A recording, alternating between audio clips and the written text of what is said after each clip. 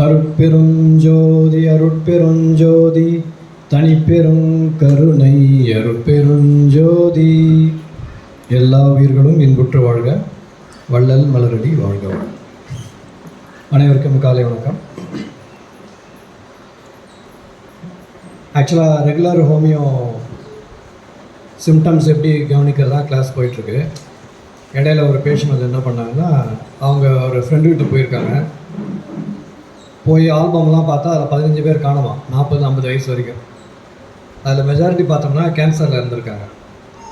அதனால் இதை பற்றி கேன்சர் ப்ரிவென்ஷன் இல்லை வந்துச்சுன்னா என்ன பண்ணலாம் அப்படின்றத பற்றின டாக் தான் இன்றைக்கி வந்து ஒரு 1/2 hour பேசிவிட்டு அப்புறம் ரெகுலர் ஹோமியோ சிம்டம்ஸ் எப்படி எழுதுல போயிட்டு.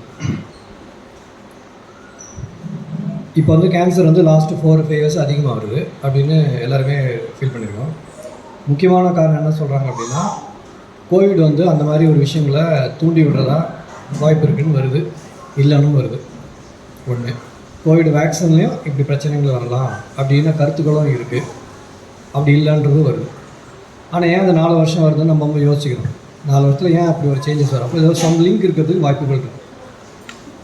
இப்போ அதில் வந்து நம்மளை பாதுகாத்துக்கிறது எப்படி அப்படின்னு தெரியும். இப்போ கோவிட் வேக்சின் போடுறப்போ அங்கங்கே கிளாட்டிங் மெக்கானிசம், அங்கங்கே த்ராம்போசிஸ் ஆகுது, ரத்தம் கட்டுதுன்றது அந்த கம்பெனியை ஒத்துக்கிச்சு. இத்தனை ஒரு சின்ன பர்சன்டேஜ் அப்படின்னு அக்செப்ட் பண்ணியிருக்காங்க. இப்போது வேக்சின்ன்றது வந்து ஜென்ரலாக 2 age வெப்பன் தான். இப்போ வந்து ஸ்மால் பாக்ஸ் வந்து உலகத்தில் எப்படி அடித்தாங்க, வேக்சினேஷன் அடித்தாங்க. அப்போ அதோடைய பெனிஃபிட்ஸ் நம்ம எடுத்துக்கணும். அதில் இருக்க கெட்ட விளைவுகள் நீக்கிறதுக்கு ஒரு மெக்கானிசம் தெரிஞ்சிருக்கணும். ரொம்ப முக்கியமாக உயிர் போகிற சமாச்சாரமாக இருக்கிற வேக்சின்ஸ்லாம் கவர்மெண்ட் பரிந்துரை செய்கிறத கட்டாயம் எல்லோரும் போட்டு தான் ஆகணும். போட மாட்டேன்னு சொல்ல முடியாது. அட் த சேம் டைம் வந்து அதில் இருக்க பேட் எஃபெக்ட்ஸ் வந்து எப்படி தப்பிக்கிறது, எப்படி முதல்ல ஐடென்டிஃபை பண்ணுறது, இது நம்ம தெரிஞ்சுக்கணும். இதெல்லாம் தான் பிரகாஷ் வரும். நான் எம்பிபிஎஸ் படிக்கிறப்போ பெத்தாலஜி டெக்ஸ்ட் புக்கில் கேன்சர் பற்றி டீட்டெயிலாக சொல்லுவாங்க. என்னென்ன காரணத்தால் வரலாம், நிறைய காரணம் சொல்லியிருப்பாங்க. இது அதுன்னு வந்துகிட்டே இருக்கும். கடைசியாக ஒரு லைன் எழுதியிருப்பார், கேன்சரை ப்ரிவென்ட் பண்ணுறதுக்கு ஒரே வழி வந்து நாட் டு பி பார்ன். அப்படி தான் அந்த சாப்டர் முடிச்சிருப்பார். அவ்வளோ இன்ஃப்ளூயன்சஸ் இருக்குது. இதில் எது நம்ம தவிர்க்கக்கூடியதான் பார்க்க முடியும். ஏர் பொல்யூஷன் நம்ம எதாவது பண்ண முடியுமா? பண்ண முடியாது. அதெல்லாம் லாங் டேர்ம் ப்ராசஸ்லாம் அது வந்து கவர்மெண்டல் பவரில் சேஃப்டி. இண்டிவிஜுவலாக நம்ம என்ன பண்ணலான்றது மட்டும் இப்போ நம்ம பார்ப்போம். பேசிக் டிசிப்ளின் அதுதான் ஃபஸ்ட்டு. அதிலேருந்து ஹையர் லெவல் வரைக்கும் போகலாம். கேன்சர் ப்ரிவென்ஷன் ஃபஸ்ட்டு நம்மளுடைய அவுட்டர் கவர் இருக்குல்ல, அதுக்கு என்ன பேர்? ஸ்கின். இன்னர் கவருக்கு என்ன பேர்? இன்னர் கவர்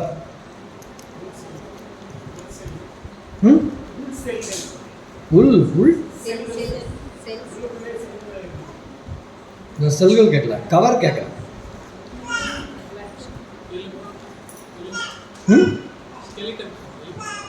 இன்னர் கவர் வந்து மியூக்கஸ் மெம்பரேன். வாயிலிருந்து அந்த எண்டு வரைக்கும் போகுது இல்லையா, அது ஒரு அட்மாஸ்பியர் தானே, அது காற்று தானே அது எல்லாமே. அப்போ அதுக்கு ஒரு லைனிங் இருக்குல்ல, வாயுடைய லைனிங், மூக்குடைய லைனிங், கண்ணோட லைனிங், லங்ஸோட லைனிங், இது எல்லாமே என்னது? Inner cover. இந்த 2 கவருக்குள்ள நம்ம உடம்பே இருக்கு. சிம்பிளாக சொல்லணும்னா ஒரு டியூப் இமேஜின் பண்ணிக்கோங்க. டியூபுக்கு அவுட்டர் கவர் இருக்கா, அதுதான் ஸ்கின். இன்னர் கவர் அதுதான் மியூக்கஸ் மெம்பரேன். இப்போ நான் சொன்னது இந்த 2 நடுவில் திக்னஸ் இருக்குல்ல டியூப்பில், அதுதான் நம்ம யோசிச்சாலும் பயமாக இருக்குல்ல. ஒரு டியூப் மாதிரி தான், 2 டியூப்புக்குள்ள அதெல்லாம் ஒரு மாதிரி பெருசாக இதாகி லிவர் அப்படி ஹார்ட்டுன்னு டிஃப்ரென்ஷியேட் ஆகிருக்கு. இனிஷியலாக ஒரு டியூப் மாதிரி தான் இருக்கும். நம்ம ஆக்சுவலாக அந்த டியூப் தான் பல்ஜ் ஆகி அது ஆகி இந்த உருவம் வந்துடும். இப்போ வந்து அவுட்டர் கவரும் இன்னர் கவரையும் ஒழுங்காக வச்சுக்கிட்டோம்னா டிசீஸ் வராது. இவ்வளோதான் சிம்பிள். எந்த டிசீஸ் இருந்தாலும் ப்ரிவென்ஷன் வந்து அவுட்டர் கவர் இன்னர் கவர். அதுக்கு தான் இந்த ஷீகா பவுடர் வந்து கொண்டு வந்துருக்குது. 2 காரணம். ஒன்று, 5 வயசு கீழே சீக்காலம் போடுறது கஷ்டம் பசங்களுக்கு. 5 வயசுக்கு மேலே சீக்காலம் யூஸ் பண்ணணும். தலைக்கு உடம்புக்கு எல்லாமே. சோப்பே மேலே வரக்கூடாது. சோப்பில் கேன்சர் வருமானு கேட்டுறாதீங்க, அப்புறம் என் மேலே கேஸ் போட்டுருவாங்க. சோப்பில் வராது. சோப்பு போடுறப்ப வேர்வை சரியாக வெளியில் வராது. அப்போ டாக்ஸின்ஸ் உள்ள அக்யூமுலேட் ஆகிற எல்லா டிசீஸ்க்கும் காரணம் ஒரு கருத்து இருக்குது. முழு கருத்து கிடையாது, அதுவும் ஒரு முக்கியமான கருத்தாக நம்ம எடுத்துக்கலாம். அதுக்காக தான் ஸ்கின் கேருக்கு தலைக்கு உடம்புக்கு தான் சீக்கா தான் யூஸ் பண்ணும். 2 காரணம் இது. இப்போ சன்மார்க் இறப்பு நம்ம என்ன பண்ணோம், நம்மளே சீக்காலாம் அரைக்கூடாது. யாராவது கொஞ்சம் எக்கனாமிக்கலி டிப்ரைவ்டாக இருந்தாங்கன்னா அவங்ககிட்ட வாங்கிக்கணும். நம்ம அரைச்சா அவங்களுக்கு வந்து கிடையாது இல்லையா. மணி இருக்கிறவங்க, மணி இல்லாத ஓகே நீங்களே அரைச்சிங்க. சர்ப்ளஸாக இருக்கிறவங்க நம்ம சீக்காலாம் அரைக்கூடாது. யாராவது ஐடென்டிஃபை பண்ணி அவங்களுக்கு ஒரு லைஃப் கொடுக்கணும். அது மூலமாக நீங்கள் ஜீவகாரணியும் செய்யலாம். ஜீவகாரணி இப்படிலாம் பண்ணலான்ற பாருங்க. அப்படி தான் அப்படின்னு ஒரு நபர் தான் நான் பிடிச்சி அவருக்கு இதை பண்ண சொல்லிட்டேன். அது எங்கள் வீட்டில் அரைச்சிக்கிட்டு இருந்தேன். நம்ம இருக்கிற காசு டெஃபினட்டாக கம்மியாக தான் ஆகும், இல்லைன்னு சொல்ல. இந்த மாதிரியும் செய்யலாம். அது விருப்பம் இருக்கிறவங்க அவர்கிட்ட நீங்கள் நேரடியாகவோ இல்லை கிளினிக்கில் கேட்டால் நீங்கள் அதை வாங்கிக்கலாம். ஓகே, ஏதோ ஒன்று அங்கே வாங்கிக்கலாம், நீங்கள் அரைப்பீங்களோ. பட் நீங்கள் அரைங்க. கடையில் வந்து நீங்கள் வாங்கினா ஃபுல்லாக பாதி கெமிக்கல். நான்லாம் யூஸ் பண்ணி பார்த்தேன். நிறைய பேர் வந்து அதில் ஸ்கின் இரிட்டேஷன்ஸ்லாம் வருதுன்றாங்க. அது கெமிக்கல் தான், டவுட் கிடையாது. இந்த மாதிரி சீக்கா போடுறப்போ அந்த ஸ்கின் ப்ராப்ளம் வரல. அப்போ என்ன அர்த்தம், கடையில் வாங்கக்கூடாதுன்னு அர்த்தம். அடுத்த ஸ்டெப் நம்ம வந்து இதில் ஆர்கானிக் போகிறதுக்கு ட்ரை பண்ணணும். அது வரைக்கும் நம்ம இது யூஸ் பண்ணி வேண்டியது தான். அடுத்த பெஸ்ட் ஆப்ஷன் வந்து ஆர்கானிக் தான். அதில் அரிசி, அதில் பச்சைப்பருப்பு, சீக்கா மரத்துக்குலாம் இது போடுவாங்கன்னு தெரில, கெமிக்கல்லாம் போட்டு வளர்ப்பாங்கன்னு தெரில, அது எங்கே உற்பத்தி ஆகுதுன்னு தெரில. ஸோ நம்ம வந்து இப்போ அடுத்த ஸ்டெப் அதுக்கு போய்க்கணும். அவுட்டர் கவர் ஸ்கின் கேர் பற்றி தெரிஞ்சுக்கணும். ஃபஸ்ட்டு பிறந்ததுலேருந்து 5 வயசு வரைக்கும் சாதாரண சிந்தால் சோப்போ மார்கோ சோப்போ போதும். அது கூட எப்படி போட்டு முழுகக்கூடாது. கையில் சும்மா அப்படி எடுத்து லைட்டாக அப்ளை பண்ணி வாஷ் பண்ணிடணும். அது என்ன வெளியில் போய் மண்ணில் பிறந்த வேலையை செய்ய போகுது, ஒன்றும் கிடையாது. அதனால பெரிய அடுக்கலாம் ஆக போகிறதில்ல. விளையாடிட்டு வந்தாலும் இதே விஷயம் தான். கொஞ்சம் பெருசாக இருந்தால் கொஞ்சம் எக்ஸ்ட்ரா அப்ளை பண்ணிக்கலாம். ரொம்ப சின்ன குழந்தைங்களாம் சும்மா லைட்டாக அப்ளை பண்ணால் போதும். வெறும் தண்ணியே போதுன்றாங்க. இது ஒன்று. சோப்புடைய வேல்யூ இவ்வளோ தான், 5 வயசு வரைக்கும். அதுக்கு மேலே அவங்களுக்கு குளிக்க தெரிஞ்சுக்குவாங்க. அப்போ கண்ணில் கீழே போய்ட்டு அந்த பயம்லாம் இருக்காது. அதுக்கு 5 இயர்ஸ்க்கு மேலே நீங்கள் என்ன பண்ணிடணும், சீக்காவே. உடம்பு கூட நீங்கள் 2 இயர்ஸ்க்கு மேலே சீக்கா போட்டு தலைக்கு மட்டும் சோப்பு யூஸ் பண்ணிக்கணும். ஷாம்புலாம் வேண்டாம். ஓகே, பேபியை பொறுத்த வரைக்கும் பேபி க்ரீம், பேபி லோஷன்ஸ் எதுவும் போடக்கூடாது. எதுவும் ஸ்கின்னை டச் ஆகக்கூடாது. இந்த மை வைக்கிறேன், திருஷ்டிக்கு வைக்கிறேன், அதெல்லாம் பண்ணுறாங்க இல்லையா, அது கூட வீட்லேயே அந்த காய்ச்சி பட்டாம்பூச்சி ஊற்றி வச்சுக்குவாங்க. அது மாதிரி தண்ணியில் குழச்சி வச்சுங்க. அதுலேயும் கெமிக்கல் வேணாம். அது பெரிய பிரச்சனை இல்லை, சின்ன அலர்ஜிஸ் அது வருது. பெரிய போட்டு வச்சுருப்பாங்க, ஆனால் அந்த ஆக்னேயோட ஏரியாவை கவர் பண்ண மாட்டாங்க. இதோட தான் பேய் உள்ளே போகும். அப்படி போகிறதா இருந்தால் இங்கே கவர் பண்ணாமல் இங்கே பெருசாக வச்சுருப்பாங்க. பேய்னா பேய் இல்லை, யாராவது உங்களை இன்ஃப்ளூயன்ஸ் பண்ணலான்னா உங்கள் புருவ மத்தியை ஃபோக்கஸ் பண்ணால் இன்ஃப்ளூயன்ஸ் பண்ண முடியும். மனோவசியப்படுத்தல் இந்த ஏரியா அது பிளாக் பண்ண தான் குங்குமம் வச்சது. அது சைஸ் சின்னதாகிட்டு ஃபேஷனபுளாக கண்ணுக்கே தெரியாத மாதிரி குட்டியாக வச்சுக்கிறீங்க. பெருசாக வச்சு அசிங்கமாக இருக்குல்ல, அதனால அதோட பெருசாக வைக்கணும். ரவுண்டாக இந்த இடம் ஃபுல்லாக கவர் ஆகினீங்கன்னா அதுதான் இதாக எப்படி வச்சுக்க பாருங்க. இதுக்கு முன்னாடி வச்சா அவ்வளோதான் கிளாஸில் கிண்டல் பண்ணுவாங்க. ட்ரெஸ்ஸுக்கு அதை வச்சு தப்பு இல்லை, ஆனால் இந்த இடம் கவர் பண்ணணும். ஐடியா தான். பட் இதெல்லாம் வந்து உங்கள் மைண்டு ஸ்ட்ராங்காக இருந்தால் அதெல்லாம் தேவையில்லை. அதோட நேரடி விஷயம் வந்து மைண்டை ஸ்ட்ராங்காக வச்சுக்கிறது. சரி, ஓகே. ஸ்கின்னில் வேறு என்ன தப்பெல்லாம் நம்ம செய்யலாம். சின்ன குழந்தைங்க பார்த்தோன்னா பேபி க்ரீம், பேபி லோஷன் எல்லாம் சொல்லிட்டேன். எந்த ஏஜ்லேயுமே ஸ்கின்னில் அப்ளிகேஷன் செய்யக்கூடாது. ஒரு அடிப்பட்டால் அங்கே வந்து தேங்காய் வைக்கிறது, எக்ஸிமா வந்து தேங்காய் வைக்கிறது, இல்லை வின்டரில் கிராக்ஸ் வந்தால் வேஸ்லின் தடவுறது, எந்த ஒரு வேலையும் ஸ்கின்னில் செய்யக்கூடாது. நீங்கள் அமெரிக்காவிலே இருந்தாலும் அங்கெல்லாம் முடியாதுன்னு சொல்லுவாங்க பேஷண்ட்ஸ்லாம். ரத்தமே இருந்தாலும் வாஷ் பண்ணிட்டு பேசாமல் அவ்வளோதான். ட்ரெஸ்ஸு ஃபுல்லாக போட்டுக்கோ. உன் டெம்பரேச்சர் செட்டிங் ஹியூமிடிட்டி கரெக்டாக மெயின்டைன் பண்ணால் அவ்வளோ பெரிய கிராக்ஸ் வராது அந்த சூழ்நிலையே. அதுதான் வழி. போட்டே ஆகணும் அப்படின்லாம் நீங்கள் சொல்ல முடியாது. அதுலேயும் வந்து அந்த மருந்து போட அதோட ப்ரூவிங் உள்ளே வர ஆரம்பிக்கும். பேரஃபின் போட்டாங்கன்னா பெட்ரோலியம் ப்ரூவிங் வர ஆரம்பிச்சிடும். அதனால் அதுவும் போடக்கூடாது. ஸ்கின்னில் நோ அப்ளிகேஷன்ஸ். ஓகே. டயட் கரெக்டாக சாப்பிட்றவங்களுக்கு சீக்காவும் தேவையில்ல, சோப்பும் தேவையில்ல. அது தெரியுமா? குளிக்க தேவையில்லன்னு சொல்ல, தண்ணி மட்டும் ஊற்றிக்கணும். வெறும் தண்ணி ஊற்றினாலே அவங்களுக்கு போதும். 10-15 வருஷம் சோப்பெல்லாம் போடாமலாம் இருக்காங்க. நான் அப்படி தான் ட்ரை பண்ணேன். அது வேறு ஒய்ஃப்கிட்ட சொன்னேன், கிட்டேருந்து வந்து ரூம்லேயே வராதிங்க அப்படின்ட்டாங்க. அதை என்ன பண்ணேன், சரி ஓகே சோப் போட்டு யூஸ் பண்ணிக்கிறது. ஏன்னா அது வந்து நம்மளுக்கு ஒரு அருவருப்பு இருக்குது, அவங்க அழுக்காக இருப்பாங்கன்ற மாதிரி. அப்படி கிடையாது. உங்கள் டயட் வந்து பர்ஃபெக்டாக இருந்துச்சுன்னா சோப்பு, சீக்கா எதுவுமே தேவையில்லை. அப்படியே இருக்க முடியாது. அதனால் இப்போதைக்கு சீக்கா யூஸ் பண்ணிக்கலாம். வெறும் ஃப்ரூட்ஸ் மட்டும் சாப்பிட்றாங்க. ஸ்ப்ரவுட்ஸு, வெஜிடபிள் சாலட்ஸ் ஆர்கானிக்காக விளைஞ்சிருக்கு. இவங்களுக்கு உள்ள டாக்ஸின்ஸ் இருக்காது. நம்ம குளிக்க அவங்க சோப் போட வேண்டிய அவசியம் கிடையாது. அப்படி சாப்பிட்றவங்க வெறும் தண்ணி மட்டும் ஊற்றிங்க. குக் பண்ணி சாப்பிட்டாலே நீங்கள் என்ன பண்ணணும், க்ளீனிங் ஏஜென்ட் பண்ணிடணும். அடுத்த முக்கியமான டார்கெட் பாப்புலேஷன் வந்து adults girls and young adults and especially women. Pimples, அதை லேசர் வைக்கிறது, ஆயின்மெண்ட் போடுறது, எது போட்டாலும் சப்ரஸ் ஆகி சைக்கலாஜிக்கல் டிஸ்டர்பன்ஸோ லாங் டேர்மில் கேன்சர் வரதுக்கு வாய்ப்பு இருக்குது. எந்த ரீசனாக வரலாம் அதில் கேன்சர் வரும். அப்போ ஸ்கின்னில் பிம்பிள் ட்ரீட்மெண்ட் பண்ணுறாங்களான்னு கேளுங்க யாராக இருந்தாலும், டாக்டர்ஸ் எஸ்பெஷலி. நீங்கள் பாட்டு கூட ட்ரீட் பண்ணிட்டே இருப்பீங்க, ஒரு பக்கம் பிம்பிள் போட்டுன்னு இருக்கும், சரியே ஆகாது, திருப்பி ரிலாக்ஸ் ஆகிட்டே இருப்பாங்க.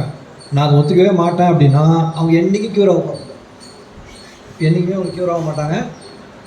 நம்ம சொல்லிக்கினே இருக்க வேண்டியது தான், என்றைக்கு க்யூர் ஆகணும் அது வரைக்கும். ஸோ அது பிம்பிள்ன்றது ஒரு நார்மலான ப்ராசஸ். சிலர் கொஞ்சம் எக்ஸாஜரேட்டாக இருக்கும். அது வந்து டயட்டில் கரெக்டாக இருக்கிறது மூலமாகவும் ப்ராப்பர் ஹோமியோ மூலமாகவும் அது போயிடும் ஓரளவுக்கு. இப்படி தான் அதை வந்து கிளியர் பண்ண வழியே தவிர ஷார்ட்கட் வழிலாம் கிடையாது. ஓகேங்களா? ஸ்கின்னில் வேறு என்ன மிஸ்டேக் பண்ணுவீங்க? அப்புறம் அம்மா போட்டுச்சுன்னா மஞ்சள் வைக்கிறது, வேப்பிலை அடைச்சி போடுறது பண்ணக்கூடாது. மஞ்சள் தேய்ச்சி குடிக்கக்கூடாது. ஓகேங்களா? மஞ்சள் ஏன் பூசிருக்காங்க தெரியுமா? அந்த காலத்தில் கேட்டிங்கன்னா எந்த லேடிஸும் மஞ்சள் அப்ளை பண்ண மாட்டேங்க. ஹஸ்பண்ட் அட்ராக்ட் பண்ணுறதுக்கு யாராவது யூஸ் பண்ணுவீங்க? இனிமேல் அது தன்மானம் இருக்கணும்ல, ஒன்றா அட்ராக்ட் பண்ணணும் அப்படின்னு தான் போகும். இப்போது கேட்டிங்கன்னா அது வந்து கிருமி நாசினி அதெல்லாம் இருந்தாலும் மெயின் பர்பஸ் இதுவாக தான் யூஸ் பண்ணப்பட்டிருக்குன்னு நான் சொல்ல. அந்த மூலிகை குண சிந்தாமணி இதில் அதோட பயன்கள் எழுதியிருக்காங்க, வசீகரம் பண்ணுறதுக்காக அதை அப்ளை பண்ணியிருக்காங்க. அப்போ நேச்சுரல் இதெல்லாம் ஒன்றும் இல்லைல்ல. இப்போ தான் வேறு விதமாக எல்லாம் யூஸ் பண்ணிக்கிறாங்க. ஹேர் ஸ்டைல் எல்லாம் வந்து இது டு இம்ப்ரூவ் த அப்பீல். அது யூஸ் பண்ண பொருள் தான் மஞ்சள் அப்படின்னு தெரிஞ்சுக்கிங்க. மஞ்சளை சமையலில் யூஸ் பண்ணிக்கிங்க, நல்லது. டாபிக்கல் அப்ளிகேஷன் பண்ணக்கூடாது. அப்புறம் ஸ்கின்னில் வந்து காமனாக எக்ஸிமா அது மாதிரி வந்துச்சுன்னா கஸ்தூரி மஞ்சள் பூசுகிற பழக்கம் இருக்குது. போட்டிங்கன்னா கம்ப்ளீட்டாக போயிடும், வீசிங் வரும். அடுத்து உள்ளே போய்ட்டு வேறு என்ன பிரச்சனை வரும். இதுவும் நான் வந்து ஒரு சித்தா டாக்டர் என்ன சொன்னார்னா அது ஒன்றும் ஆகாதுன்னு சொன்னார். அப்படி நான் போட்டும் பார்த்தேன், சம் 15 years பேக் வீசிங் வந்துச்சு. ஈவன் தேங்காய் எண்ணெய் போட்டால் கூட தேங்காய் எண்ணெய் பர்மிட் பண்ணிகிட்டு இருந்தேன். அடிப்பட்டா அந்த புண்ணு வந்தால் அங்கெல்லாம் போடுறதுக்கலாம், அதுலேயும் சப்ரஸ் ஆகுது. இதெல்லாம் வந்து ஹோமியோ டெக்ஸ்ட் புக்லேயும் கிடையாது. அதில் வந்து ஆலிவ் ஆயிலெலாம் போடலாம் தான் வெஸ்டர்ன் லாத்தை எழுதியிருக்காங்க. அப்படிலாம் கிடையாது, சப்ரஸ் ஆகுது. நேரடி நீங்களே பண்ணி பார்த்துங்க. ஸ்கின் தான் பேசாமல் விட்டுருணும். ஸ்கின் ட்ரையாக இருக்குது என்ன பண்ணலான்னு கேட்பாங்க. அடுத்தது ட்ரையாக இருக்குது உங்களுடைய பாடி கான்ஸ்டியூஷன், அவ்வளோதான். அது ஒன்றும் பெரிய ஒரு குற்றம் கிடையாது, ரொம்ப அசிங்கமாக ஒன்றும் கிடையாது. பேசிக்காக அது அட்வர்டைஸ்மெண்ட் ப்ரெஷர் என்ன பண்ணாங்கன்னா ஸ்கின் ஷைனிங்காக இருக்கணும், ஒரு பிம்பிள் இருக்கக்கூடாது. அதுக்கெல்லாம் போய் பார்த்தீங்கன்னா கேரண்டியாக நான் சொல்கிறேன் எல்லாம் அரலூஸாக தான் இருக்கும். Mostly cine people, normal mental balance இருக்க மாட்டாங்க. அவங்க ஏன் தப்பிச்சிக்கிறாங்க அப்படின்னா விகரஸ் எக்ஸசைஸ் பண்ணுவாங்களாம், டயட்டில் பக்காவாக இருப்பாங்க, அதனால் அவங்க தப்பிச்சிக்கிறாங்க. நம்மளை மாதிரி வாழ்ந்தாங்க வச்சுக்கலாம், எக்ஸசைஸ்லாம் பண்ணாமல் சத்தியமாக எல்லாம் ரோடு தான் இல்லை. அவங்க பண்ணுற ஸ்கின் சப்ரஷன்ஸ்க்கு இப்படி தான் இருந்துருக்கணும். அவங்க ஓரளவுக்கு தப்பிச்சிக்கிறாங்க, இருந்தாலும் சப்ரஷன் தான். ஒரு ஃபேமஸ் காமெடியன் ஆக்ட்ரஸ், அவங்க வந்து கடைசி வரைக்கும் யாருக்குமே தெரியாது, அதெல்லாம் வாரம் வாரம் இசிடி வைப்பாங்க, எலக்ட்ரோ கன்வல்சிவ் தெரப்பி வச்சு தான் நடிச்சிருந்தாங்க கடைசி வரைக்கும். வயசானவரை நடிச்சிருந்தாங்க, 40 வருஷம் அவங்க வந்து இந்த ட்ரீட்மெண்ட் தான் இருந்தாங்க. அது என்ன ஒரு வாழ்க்கை அது? புரியுது நான் சொல்கிறது? இதெல்லாம் ஓப்பனாக மீடியாவில் வராது. அப்போ நம்ம என்ன பண்ணுவோம், அந்த டார்க்கர் சைட் ஆஃப் அவுட்கம் வந்து நம்ம பார்க்க மாட்டோம். ஆன் ஸ்க்ரீன் எப்படி இருக்காங்க, நம்ம அந்த மாதிரி இருக்கணும்னு ஆசைப்படுவோம், அது இயல்பாக வர்றது தான். அது ஹெல்த்தியாக பண்ணிக்கிறது தப்பு இல்லை, அன்ஹெல்த்தியாக ஒன்றை பண்ணி எதாவது பண்ணிக்கூடாது. அப்போ ஸ்கின் வந்து அவ்வளோ ஒரு முக்கியமான ஒரு சப்ரஷன் காரணமாக இருக்குது. இன்னொன்று அடுத்த சேலஞ்ச் என் ப்ராக்டிஸ் நான் பார்க்குறது படர்தாமரை, ரிங்வார்ம், ஃபங்கல் இன்ஃபெக்ஷன். எந்த ஃபார்ம் ஆஃப் ஃபங்கல் இன்ஃபெக்ஷனுக்கும் ஆன்டி ஃபங்கல் ட்ரீட்மெண்ட்டோ உள்ளுக்குள்ளே ஆன்டி ஃபங்கல் டேப்லெட்டோ போட்டு கம்ப்ளீட்டாக போயிடுச்சுன்னா கண் கூட நான் பார்க்குறேன் சுகர்லாம் வருது. பார்த்து நான் கிளியரும் பண்ணியிருக்கேன். நான் சொல்லி என்கிட்ட வராமல் டெர்மட்டாலஜி ஸ்கின் டாக்டர் போயிட்டு அப்ளை பண்ணிவிட்டு 6 மாதம் கழிச்சு சுகர் வந்து நிற்கிறான். 6 months 10 வயசு பையன். ரெக்கார்டை திருப்பி பார்த்தா நான் சொல்லியிருக்கேன், வார்ன் பண்ணியிருக்கேன், கேட்கல. அப்புறமா ஹோமியோ கொடுத்து அடுத்த மாதமே ரிங்வார்ம் வெளியில் வந்துருச்சு. அது ரிங்வார்மாக உள்ளே போகாது, அப்படி இமேஜின் பண்ணிக்காதீங்க. டிசீஸ் ஃபோர்ஸ் வந்து உள்ளே போயிடும். டிசீஸ் ஃபோர்ஸ் கண்ணுக்கு தெரியாது, அது வந்து மேக்னெட்டிக் ஃபீல்டு மாதிரி. இன்னொரு இடத்துல போய்ட்டு ஃபயர் பண்ணுறப்ப என்ன ஆகும்னா அது என்ன பண்ணோம், ஸ்கின்னில் இருக்குது. இப்போ ஸ்கின்னில் நிற்க வச்சுருக்கு, இப்போ டார்ச் அடிக்கிறேன், அங்கே லைட் வருது வச்சுங்களேன், நீங்கள் ஆயின்மெண்ட் போடுறது லைட்டை மறைக்கிறது, அங்கே லைட் போயிடும். டார்ச் என்ன ஆகும், இப்படி டிஃப்ளெக்ட் ஆகும்.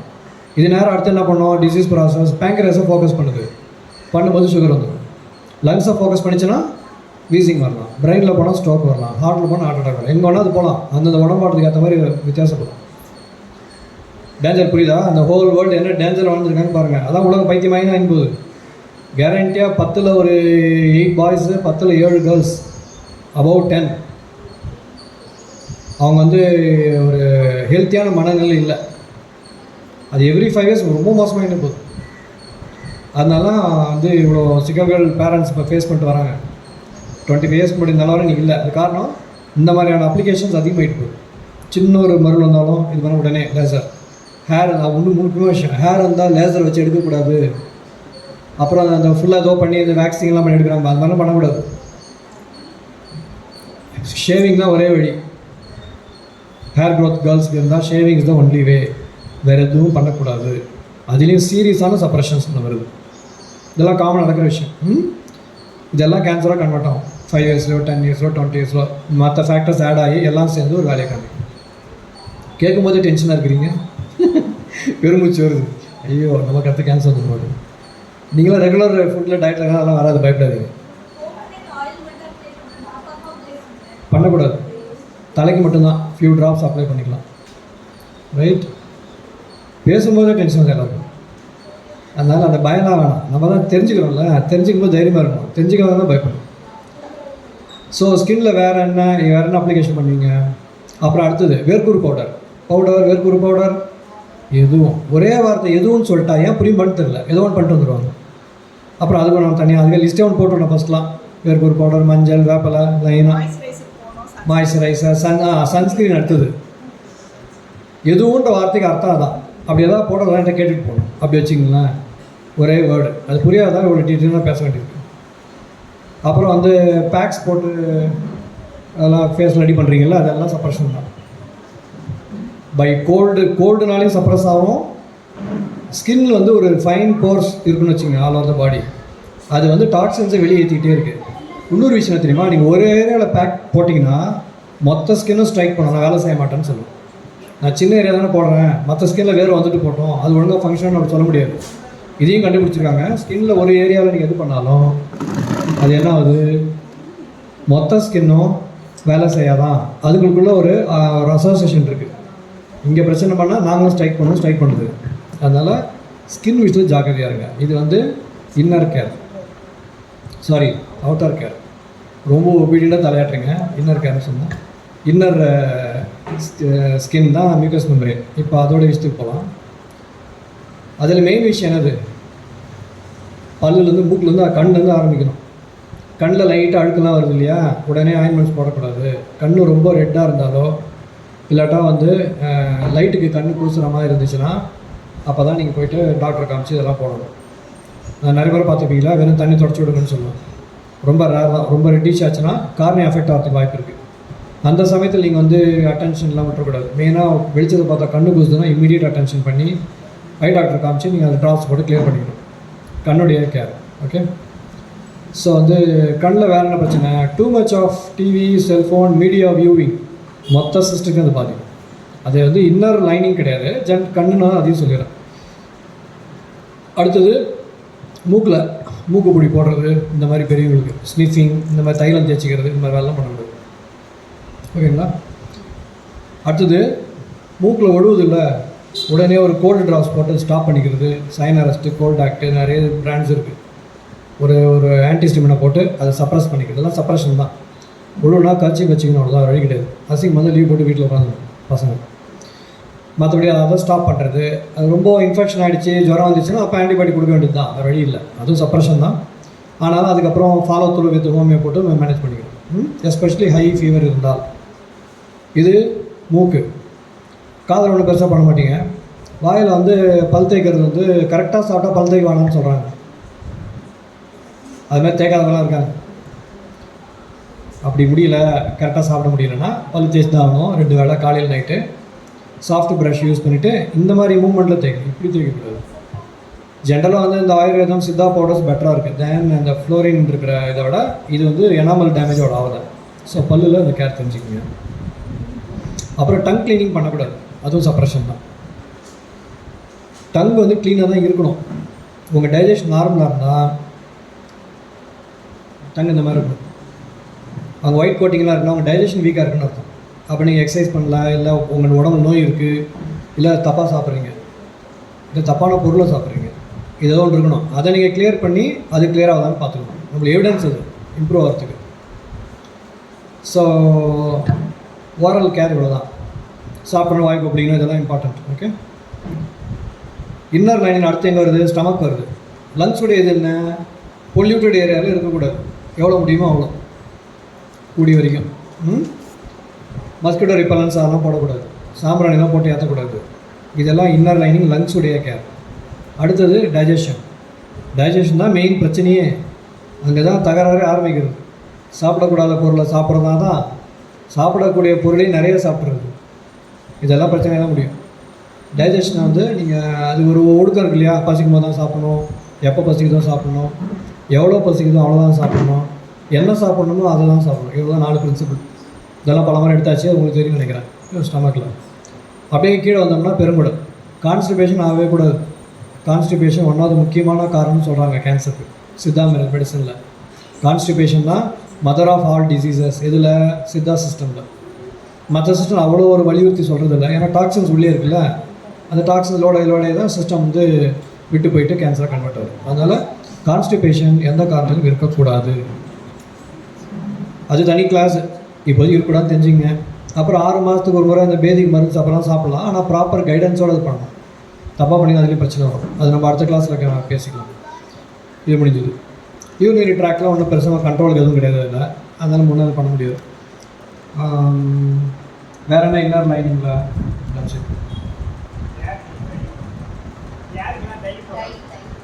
ஆர்கானிக் டையை யூஸ் பண்ணியிருக்கீங்க. அது மாதிரி 5 கம்பெனி இருக்குது. அது மாதிரி எதுவும் பிரச்சனை இல்லை. கெமிக்கல் டை போட்டிங்கன்னா அது உள்ளே போய்ட்டு அதுவும் பிரச்சனை இல்லை, அதுவும் டாக்ஸின் தான். அடுத்தது வந்து வேறு ஏதாவது மிஸ் ஆகிடும் சொல்லுங்கள். இன்னர் அண்ட் அவுட்டர் கேர் முடிச்சிட்டோம்னா அடுத்து நெக்ஸ்ட் போகலாம்.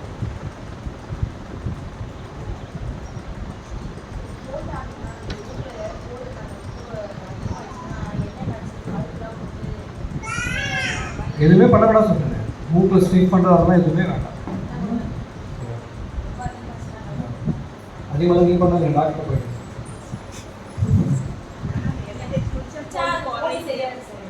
இல்லை எண்ணெய் தேய்ச்சி குளிக்கிறதுன்றது வேறு, எண்ணெய் தேய்ச்சி குளிக்கிறது வேறு. எண்ணெய் தேய்னா நல்லெண்ணெய் சூடு பண்ணி, இது அடுத்த பாயிண்ட் வராது. நல்லெண்ணெயை சூடு பண்ணி வாரத்துக்கு ஒரு நாளோ 4 நாளுக்கு ஒரு முறையோ உடம்பு ஃபுல்லாக தேய்ச்சி சீக்கா வச்சு குளிச்சிடணும். அப்போ என்ன உள்ளே இருக்க கெட்ட நீர்லாம் வெளியில் வரும். இது ரொம்ப முக்கியம். இது பண்ணாமல் இருக்கிறதோ கேன்சர் காரணம்னு சொல்கிறாங்க சித்தாவில். அதாவது கனச்சூடு அதிகமாகி கேன்சர் வரும் அப்படின்னு சொல்லுவாங்க. அதை நீக்கிறதுக்கு என்ன வழி? இதுதான். ரொம்ப அதிகமாக இருந்தால் அப்புறம் வந்து அரக்கு தைலம், அப்புறம் வந்து சந்தனாதி தைலம் தேய்ச்சி குளிக்கிறது ஆயுர்வேத சித்தாவில் பண்ணி அவங்க சொல்லுவாங்க. அது இன்னும் டீப்பாக கூல் பண்ணுறதுக்கு சிஸ்டம்.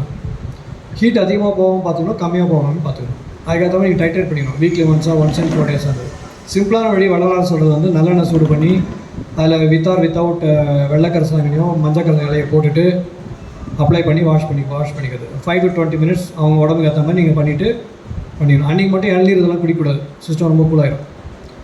இது மஸ்ட்டு. இது ஸ்கின் மூலமாக டாக்ஸின்ஸ் வெளியேற்றுறது முக்கியமான ஒரு மெத்தடு. அது தவறாமல் எல்லாருமே செய்யணும். கான்ஸ்டிபேஷன் எப்படி ரிலீஃப், பேதிக் மருந்து சாப்பிட்ற மாதிரி 3 மாதத்துக்கு முன்னே வாந்திக்கு மருந்து சாப்பிட்ற மாதிரி இது ரெகுலராக லைஃப் லாங் போக வேண்டிய 5 வயசுக்கு மேலேயே பண்ண வேண்டிய ஒரு விஷயம் வந்து நல்லெண்ணெய் சூடு பண்ணி சூடு பண்ணி தேய்ச்சி குளிக்கிறது. சூடு பண்ண கையில் காலெலாம் கொட்டிக்காதீங்க. ஓகே, ரெகுலராக பண்ணுற விஷயம் ஜாகிரதையாக பண்ணிக்கோங்க. இருக்குங்க. அது அப்புறம் கடைசி கொஸ்டின் ஆன்சர் செக்ஷன் கடைசியாக வச்சுக்கலாம், நான் முடிச்சிடறேன். ஸோ இவ்வளோ தான் வந்து உங்களுக்கு மெயின் விஷயம். ஓகேங்களா? இப்போ வந்து ஃபுட் அண்ட் லைஃப் ஸ்டைல் அடுத்த முக்கியமான விஷயம் sun exposure. Morning 8 to 8:15, evening 5 to 6. Morning 8 to 8:15 must. 5 to 6 ஒரு 1/2 hour அந்த டைமில் வெளியில் நீங்கள் உழவுறது இம்பார்ட்டண்ட். இது எல்லாமே டிசீஸ் ப்ரிவென்ஷன், கேன்சர் ப்ரிவென்ஷன். அதுக்கடுத்தது open air exercise. 1 hour walking, jogging, running, shuttle, tennis, cricket, எது உங்களுக்கு வேணுமோ அது யார் எது முடியுமோ மொட்டை மாடியிலையோ ரோட்லேயோ கிரவுண்ட்லேயோ ஓப்பன் ஏர்லாம் வாக்கிங் செய்யணும். வீட்டுக்குள்ளேயே நான் மாவாட்டேன்னு சொன்னால் தான் ஒரு ஒர்க் அவுட் ஆகுது, தெரிஞ்சு வச்சுங்க. சன் எக்ஸ்போஷர் ஆகலை, சன் பிராணா கிடைக்காது. அதே மாதிரி எர்த்து பிராணா, வெறுங்கால் நடக்கிறது, சம் பார்ட் ஆஃப் த டே. டோட்டலாக சப்பல்லே நின்றுக்கூடாது, சம் பார்ட் ஆஃப் த டே மண்ணில் கால் படியே நடக்கணும். இதெல்லாம் இம்பார்ட்டண்ட்.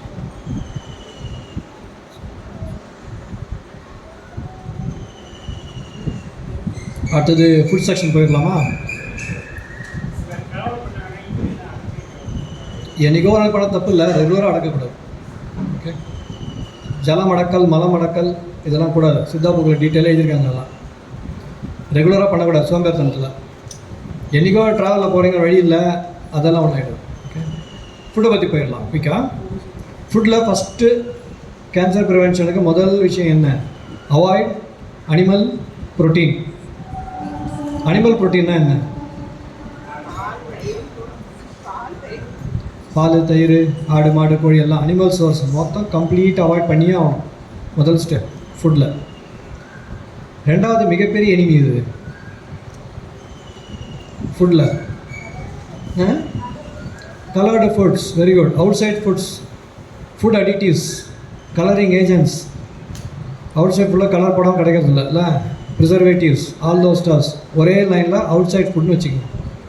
அதில் நீங்கள் ரெகுலர் ஹோட்டலில் போய் நீங்கள் வந்து பழைய ஆயில் எதாவது பண்ணாலும் அதே பிரச்சனை தான். அஜினோமோட்டோ எல்லாம் தான். அடிக்கடி நான் சாப்பிட்டுட்டே இருப்பேன், வாங்கினா பிரச்சனை தான். அது மேகி, நூடுல்ஸ் என்றைக்கோ சாப்பிட்டா ஒன்றும் பிரச்சனை இல்லை. வருஷத்துக்கு ஒரு வாட்டி 2 வாட்டி. நான் என்றைக்கு வேணால் நான் இப்போ வாரம் கேட்க போகிறேன், அதை குவான்டிஃபை பண்ணிடுறேன். வருஷத்துக்கு 1 வாட்டி 2 வாட்டினா ஓகே. டாக்டர் என்றைக்கோ சாப்பிட சொன்னால் வாரம் கேட்பானுங்க. அதை தெரிஞ்சுக்கிங்க. அவுட் சைட் ஜங்க் ஃபுட் எல்லாத்துலேயுமே ப்ரிசர்வேட்டிவ்ஸ் அதெல்லாம் இருக்கிறதுனால வைட்டல் இல்லாத ஃபுட்டு சாப்பிடக்கூடாது. ட்ராவலில் சாப்பிட்றது தப்பு இல்லை. ஓகேவா? ரெண்டாவது. மூணாவது முக்கியமான விஷயம் ஃபுட்டில்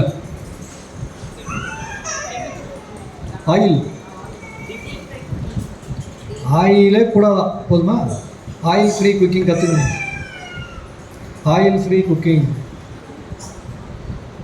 ஏர் ஃப்ரையர் வாங்கிட்டு என்ன பண்ணணும்?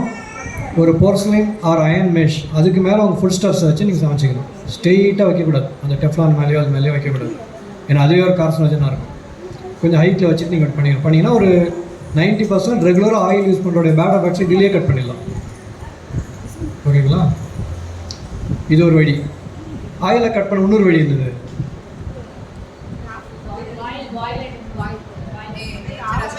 பாயில் பண்ணி என்ன சாப்பிடுவீங்க? என்ன வெஜிடபிள் பாயில் பண்ணி சாப்பிடுவீங்க?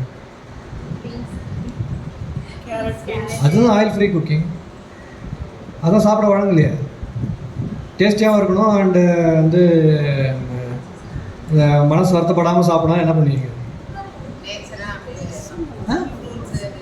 அவ்வளோதான், ராவாக சாப்பிட வேண்டியதான். ஃப்ரூட்ஸ், ஸ்ப்ரவுட்ஸ்னு அது டேஸ்ட் நல்லா தான் இருக்கு. 2 பழம், ஸ்ப்ரவுட்ஸு, நட்ஸு இவ்வளோ இருக்குல்ல, ஒரு போர்ஷனாக அதை வச்சுக்கிங்கன்னு சொல்கிறேன். ஃபுல்லாக முடியாது. அட்லீஸ்ட் நீங்கள் என்ன பண்ணலாம், அந்த மாதிரி ஏர் ஃப்ரை பண்ணி டேஸ்ட்டு கம்மியாக இருந்தால் சாப்பிட்டுட்டு இது டேஸ்ட்டாக சாப்பிட்டு ஃபினிஷ் பண்ணிடும் அந்த செஷனை. மைண்டு ஃப்ரீயாக இருப்பா, நல்லா சாப்பிட்டோன்னு வெளில வந்துடும். இல்லை ஏர் ஃப்ரை பண்ணி ஒருத்தவங்க எடுத்துகிட்டு வந்தாங்க. ஆக்சுவலாக டாக்டர் கோகுலம், மிஸ்டர் கோகுலம் வீட்டில் பண்ணாங்க. ஆக்சுவலாக பார்த்தீங்கன்னா நல்லா தான் இருந்துச்சு. ஆக்சுவலாக சால்ட்டு கிடையாது, ஆயில் கிடையாது. சம் வெஜிடபிள் பிரியாணியோ அது சம் என்ன ரைஸ், அது ஏதோ ரைஸ், சம் ஸ்பைஸ்டு ரைஸ் நல்லாவே இருந்துச்சு. கொஞ்சம் காரம் அதிகமாக பண்ணியிருந்தாங்க, காரம் கம்மியாக போட்டுக்கலாம். நல்லா தான் இருக்குது. பழகாதனால எனக்கு தெரியல. அதே மாதிரி தாளிக்கிறது எப்படி கேட்பீங்களா? சாம்பாரில் அப்படியே ராவாக தாளிச்சிருங்க. அவ்வளோதான். இந்த மிளகாத்தூள் அரைக்கிற மாதிரி நீங்கள் மிளகா இதெல்லாம் போட்டு கடுகுலாம் பொரிஞ்சோன்னு அப்படியே போட்டுருங்க. அது இன்னும் வாங்கிப்போது உள்ள தாளிச்சதான் நினச்சிக்கிட்டு மானதமாக சாப்பிட வேண்டியது தான். ஒரு 21 நாளுக்கு அப்புறம் இது பழகிடும். இந்த கஷ்டம் 21 நாளுக்கு அப்புறம் சந்தோஷமாக தெரிய ஆரம்பிக்கும். நீங்கள் அதுக்கப்புறம் ரெகுலர் ஃபுட்டு போய் சாப்பிட்டீங்கன்னா வாயிலே வைக்க முடியாது. எச்செல்லாம் அப்படி பயங்கரமாக கொப்பிச்சிக்கின்னு வரும். இதையா சாப்பிட்டோன்னு தோணும், உடம்பே எரியும். ஸோ இந்த டயட் நீங்கள் வந்து 21 நாள் கஷ்டப்பட்டு தாண்டிங்கன்னா லைஃப் லாங் யூஆர் ஃப்ரீ. இந்த சேலஞ்சுக்கு எத்தனை பேர் ரெடி? இங்கே எத்தனை பேர் இந்த சேலஞ்சுக்கு ரெடின்னு கேட்குறேன். கை தூக்குங்க. அந்த வந்தவங்க கை தூக்கிட்டாங்க. பார்த்தீங்களா, ஒருத்தரும் ரெடி இல்லை. அப்புறம் ஏன் நோய் வராது? அவங்க பற்றி நான் கேட்கவே இல்லையே. நான் ரெடி, நான் ஆயில் தாளிக்க தூரம் எடுத்து வச்சுக்கோங்க, அவ்வளோதானே. ஸோ வந்து ரெடி, அப்படி நம்ம ரெடியாக இல்லாதனால டிசீஸ் வருது. நீங்கள் சொல்லாமல் பண்ணிட்டீங்கன்னா வீட்டில் ஹஸ்பண்டுக்கெல்லாம் தெரியாது. நீங்கள் எப்படி பண்ணலாம் நல்லா இருக்க போகிறதில்ல. அப்புறம் இருக்கு இந்த மாதிரி படுத்திட்டு வாங்கிக்கோங்க. அதான் இப்போ நான் சொன்னேன். இப்போ நான் சொன்னதான் நீ வேறு மாதிரி சொல்கிறீங்க. சொல்லக்கூடாது. சொல்லிட்டா ஐயோ ஆயில் இல்லையான்னு பார்ப்பாங்க. கடுகு இருக்கணும், அவ்வளோ தானே. கடுகை போட்டு அப்படியே போட்டுட்டு வச்சுருங்க. இது ஒரு வழி. ஆயில் வந்து முக்கியமான விஷயம். அடுத்த முக்கியமான விஷயம்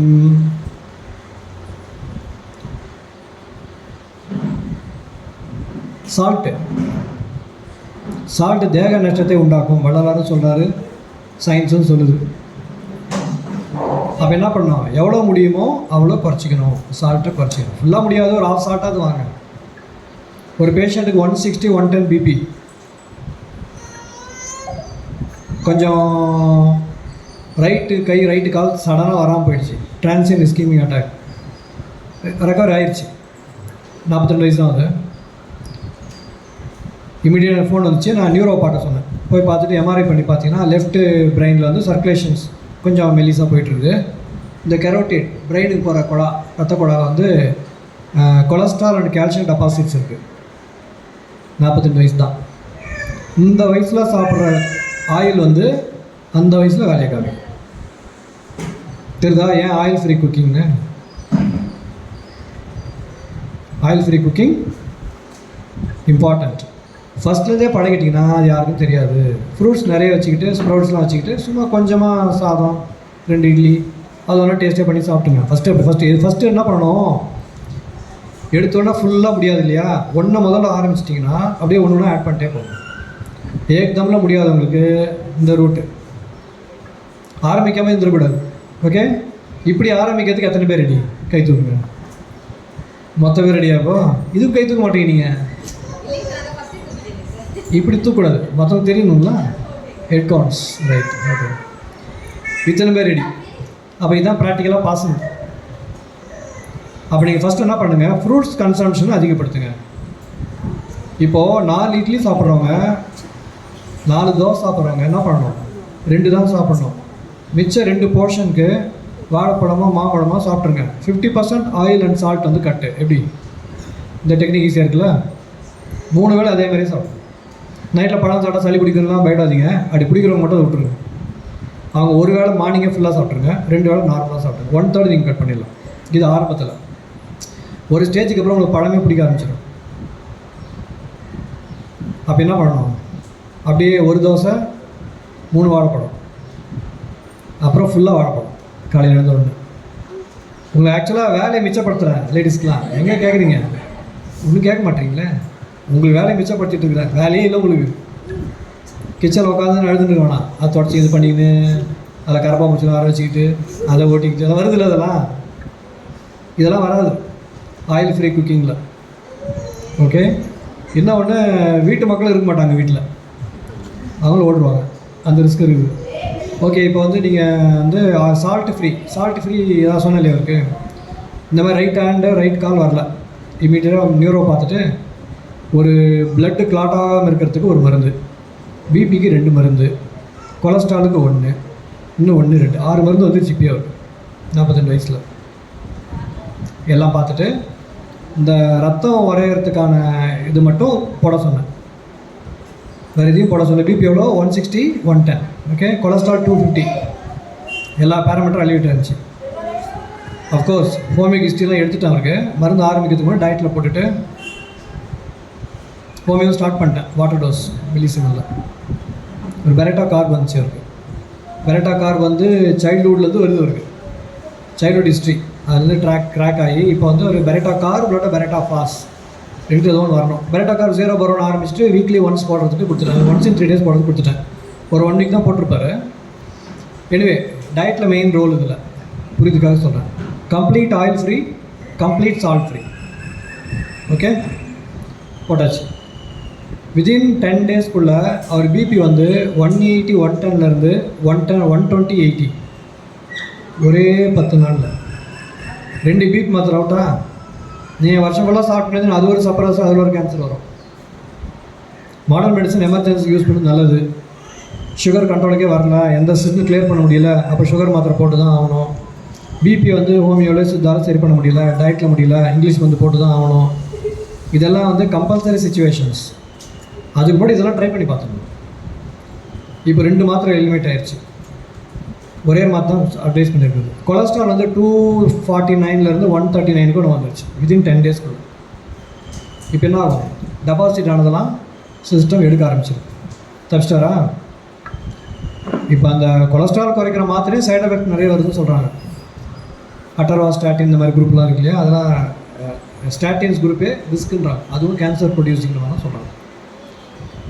ஸோ இப்போ வந்து 5-6 மருந்துலேருந்து தப்பிச்சு வந்துட்டார். இப்போ ஒரே ஒரு மருந்து தான், ஏன்னா அவர் கிளாட்டிங் ஃபேக்டர்ஸ் கொஞ்சம் கிளாட்டிங் மெக்கானிசம் ஆல்ட்ராயிருக்கு. இப்போ என்ன பண்ணணும், 3 மந்த்ஸ் பொறுத்து குளோபிலேட் மாத்திரை நிறுத்திட்டு திருப்பி ரீசெக் பண்ணி பார்க்கணும் பிளட்டில். அந்த கோயகுலேஷன் ஃபேக்டர்ஸ்லாம் அவருக்கு வந்து நார்மலாக ஆகிடுச்சு, அந்த மெக்கானிசம் நார்மல் ஆகிடுச்சுன்னா அதை விட்டு அவர் வெளியில் வந்துடும். ஒரு வேளை திருப்பி அது பிரச்சனையாக இருக்குன்னா அப்போ என்ன பண்ணணும், கண்டினியூ பண்ணி தான் ஒரு 1 இயருக்கு அந்த மாதிரி. அப்புறம் திருப்பி வித்ட்ரா பண்ணி பார்க்கணும். டயட் டேக் ஓவர் பண்ணுற வரைக்கும் நம்மளுக்கு இதெல்லாம் பண்ண வேண்டியது. அப்படி நான் எதுக்காக சொல்கிறேன் அப்படின்னா, ஃபுட்டோட இன்ஃப்ளூயன்ஸ் எப்படி இருக்குது பாருங்கன்னு சொல்ல வரேன். அப்போ என்ன ஆகும், ஸ்லோவாக கிட்னி அஃபெக்ட் பண்ணும். எல்லா ஆர்கன்ஸுடைய எனர்ஜியும் தப்பான ஃபுட்டு எடுத்துக்கிட்டே இருக்கும். அதனால உடம்புல பலம் குறையும், டைஜஷன் வீக் ஆகும், அறிவுத்திறன் குறையும். ஸோ 10 இயர் 20 இயர் 30 40 50 60 ஃபோட்டோ எடுத்து பாருங்கள், முகத்தில் அந்த சேஞ்சஸ் தெரியும். என்ன சேஞ்சஸ் வரும், கவலை ஆகிட்டே போவோம், முகமே ஒரு மாதிரியும் கேள்விக்குறிலாம் வந்துடும். நான் ஒரு வாட்டி மேடம் கிடையாது ஒரு ஆஃபீஸ் போயிருந்தேன். 20 40 60 58 கிட்ட ஒருத்தருக்கார், 3 பேர். இந்த 20+ இருக்க அப்போ தான் கல்யாணம் நினைக்கிறேன், ஒரே புதுகுலமாக இருக்குது. இந்த 40 வர கொஞ்சம் ரெஸ்பான்சிபிள் வந்து நெத்தில் சுருக்கம் வந்துடுச்சு. இந்த 55 மேலே போனவர் மூஞ்சிலாம் சுருங்கி அப்படியே ஒரு மாதிரி இஞ்சி தன குறை மாதிரி உட்காந்துருக்காரு. ஏன் அப்படி ஆகுது, இந்த டிரான்சிஷன் ஏன் நடக்குது? உள்ளுக்குள்ளே நோய் பெருத்துக்கிட்டு போகுது. அதுக்கு தப்பான டயட் ஒரு முக்கியமான காரணம். அதுக்கு மேலே போடுற மெடிசன்ஸு உங்கள் முகத்துக்கு இப்படி தான் ஆகும். புரியுதுங்களா? முகம் வந்து சாந்தமாக தான் இருக்கணும், 60 70 80 ஆனாலும் அந்த சாந்தம் ஏன் போகுது, இதை அப்சர்வ் பண்ணுங்க. எத்தனை பேர் சாந்தமாக இருக்காங்க, ப்ளசண்ட்டாக இருக்காங்க, காமாக இருக்காங்க, இவங்க நார்மலாக இருக்காங்கன்னு அர்த்தம். இல்லை முகத்தில் ஒரு கவலை, கோபம், பயம், வெறுப்பு, விரக்தி வந்து நார்மல் கிடையாது. அது சூழ்நிலைக்கு தப்பு சொல்ல முடியாது, சூழ்நிலை மட்டும் அது காரணம் கிடையாது. உங்கள் ஃபுட்டு, உங்களுடைய ஆட்டிடியூடு எல்லாமே அது காரணம். அதில் ஃபுட்டும் ஒரு முக்கியமான விஷயம் நான் சொல்லுவேன். ஓகேங்களா? அது மாதிரி 460 ஒருத்தவங்களுக்கு வந்து வெஜிடேரியனுக்கு 460 சுகர் போஸ்ட் பிராண்டியல் சாப்பிட்டதுக்கப்புறம் டெய்ரி ப்ராடக்ட்ஸ் நிறுத்தின, அதுக்கு ஹோமியோ ஸ்டார்ட் பண்ணேன். ஒரு 2-3 வீக்ஸில் பார்த்தீங்கன்னா 270 வந்துடுச்சு. அவங்களுக்கும் மாத்திரை ஆரம்பிக்கல, சுகர் மாத்திரை ஆரம்பிக்கல. அப்படின்னா சுகர் பிபிலாம் ப்ரிவென்டபிள் டிசீஸ் புரிஞ்சுங்க. ஃபஸ்ட் வந்து ஒழுங்காக சாப்பிட்டிங்கன்னா கேன்சர், சுகர், பிபிலாம் 70 வரைக்கும் வராது. இதுதான் கேன்சர் ப்ரிவென்ஷன் வழி.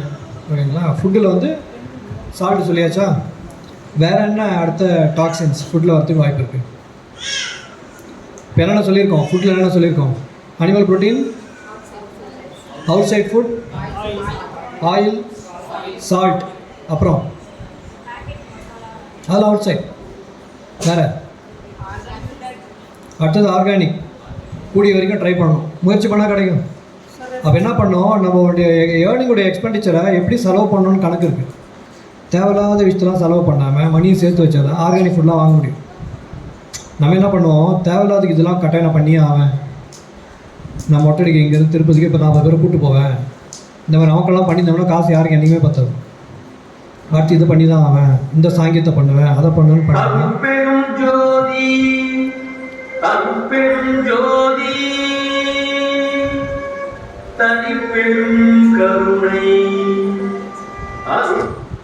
ஸோ வந்து மணி மேனேஜ்மெண்ட் ரொம்ப இம்பார்ட்டண்ட். எதுக்கு நம்ம ப்ரையாரிட்டி கொடுக்குறோமோ அது கிடைக்கும். புரியுதுங்களா? எல்லாத்துலேயும் எதெல்லாம் நீங்கள் வந்து அப்படி மணி எனக்கு ரொம்ப கன்ஸ்டன்ட், எல்லாம் காமனாக சொல்லணும். ஆர்கானிக் ரொம்ப காஸ்ட்லி, வாங்க முடியாதுன்னு சொல்கிறாங்க. அப்போ நம்ம எங்கெல்லாம் தண்டை செலவு பண்ணுறோமோ எல்லாத்தையும் கட் பண்ணிவிட்டு இதில் சேனலைஸ் பண்ண தெரியும். தானே இம்பார்ட்டண்ட்டு ஃபஸ்ட்டு. புரியுதுங்களா? காஸ்ட்லியாக ஒரு திங்ஸ் வாங்க, வேறு ஏதோ ட்ரெஸ்லாம் வாங்க, இதுக்கு நீங்கள் செலவு பண்ணிட்டு போகிறது பெட்டர்.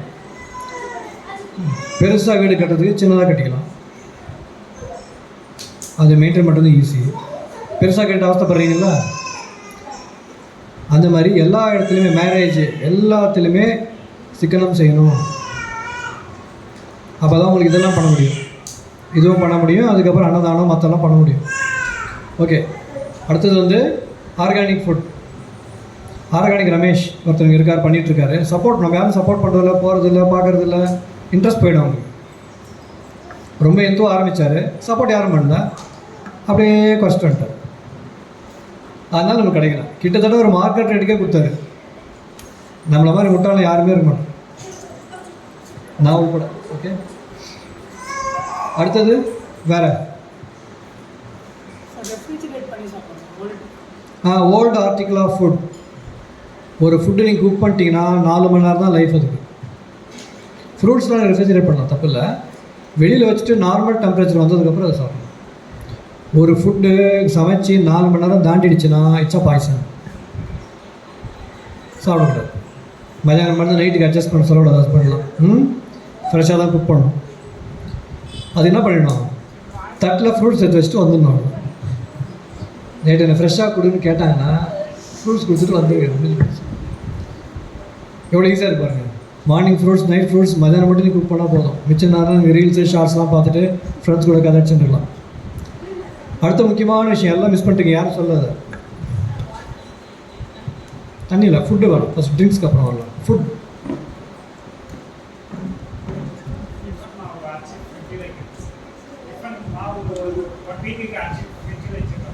அதில் ஒன்றா அதை இப்போ சூடு பண்ணிடுறீங்களா? அப்புறம் அதெல்லாம் ஃபெர்மெண்டேஷன் ப்ராசஸ் தான். அப்புறம் வேறு, நீங்கள் இட்லி தோசை பண்ணிவிட்டு அதை ஃப்ரிட்ஜில் வைக்கக்கூடாது, அது லேட்டாக சாப்பிடக்கூடாது. முக்கியமானது ப்ராசஸ்டு ஃபுட்டு சாப்பிடக்கூடாது. ப்ராசஸ் பண்ணால் தான் மெஜாரிட்டி சாப்பிடணும். அதாவது அன்பாலிஷ்டு, அன்ப்ராசஸ்டு. உதாரணத்துக்கு சர்க்கரை வந்து ப்ராசஸ்டு. கரும்பு சாப்பிட்லாம், சர்க்கரை சாப்பிடக்கூடாது. சர்க்கரை, வெல்லம், பனங்கல்கண்டு எல்லாமே ப்ராசஸ்டு ஃபுட்ஸ். ஃபுட் வந்து அப்படியே கரும்பு எடுத்து கடிச்சு ஜூஸை குடிச்சிட்டு சர்க்கரை போட்ட வேண்டியதான். ரிஃபைன் பண்ண தான் ப்ராசஸ். ரிஃபைன் பண்ணுற ஐட்டம் எதுவுமே, பாலிஷ் பண்ண அரிசி சாப்பிடக்கூடாது. கூடி வரைக்கும் தோல் இருக்கணும் காயில், ரொம்ப திக்காக லைட்டாக சீவிட்டு மினிமம் தோல் இருக்கணும். உருளைக்கிழங்கு கூட ஒழுங்காக மெல்லிஸ் தோல் ஃப்ரெஷ்ஷாக இருந்துச்சுன்னா தோலோட தான் உருளைக்கிழங்கு சாப்பிடணும், தோலோட தான் வாழைக்காவை சாப்பிடணும். அப்போ என்ன, அது அன்ரிஃபைன்டு ஃபுட்டு தான் சாப்பிடணும். நோட் பண்ணிக்கணும், இதுவும் முக்கியம். கூடி வரைக்கும் ஒரு பையனுக்கு அப்படி தான் சொல்லி ஒரு அம்மா பண்ணிச்சு. அவன் என்ன சொல்கிறான், அழுக்கு இட்லி எனக்கு வேணாமா அப்படின்ற. அந்த அம்மா கஷ்டப்பட்டு பண்ணிச்சு. அன்பாலிஷ்டு ரெட் ரைஸ், முழு பைத்தம்பருப்பு, இதெல்லாம் பச்சை முழு உளுத்தம்பருப்பு, கருப்பு உளுந்தெல்லாம் போட்டு பண்ணால் அந்த பையன் சொல்கிறான், அம்மா அழுக்கு இட்லி வேணாமா, அந்த வெள்ளை இட்லி கொடுத்துன்னு கேட்கணும். அப்போ என்ன பண்ணோம், ஃபஸ்ட்லேருந்தே பழகிடணும். ஃபஸ்ட்லேருந்தே இந்த கலரை பார்த்து பார்த்து பழகிடணும். வெள்ளையாக சாப்பிட்டுக்கு அதுக்கு போனால் டேஸ்ட்டு மாறுதில்ல, அதுக்கு பசங்க அதை அழுக்கு இட்லின்னு தெரிஞ்சு. ஆனால் தான் நல்லது. அந்த மாதிரி தான் நிறைய சாப்பிட முடியாது. எப்படா எழுந்து போயிடலான்னு தோணும். இதை கடிச்சு மென்று முழுங்கிறதுக்குள்ள போதும் ஆயிடணும் சாப்பிட்றது. எங்கேருந்து ஒபிசிட்டி வர்றது? ஒபிசிட்டிலாம் வராது. ஏன் இந்த மாதிரி இருக்கணும் அப்படின்னா, கட்டில் வந்து டிரான்சிட் டைம் வந்து ஸ்லோவாகக்கூடாது. நீங்கள் பாலிஷ் பண்ணி சாப்பிட ஸ்லோவாக மூவ் ஆகும் குடலில். கிளியரன்ஸ் வராது, கிளியராக ஃபுல்லாக டாக்ஸின்ஸ் வந்து அக்யூமுலேட் ஆகும்.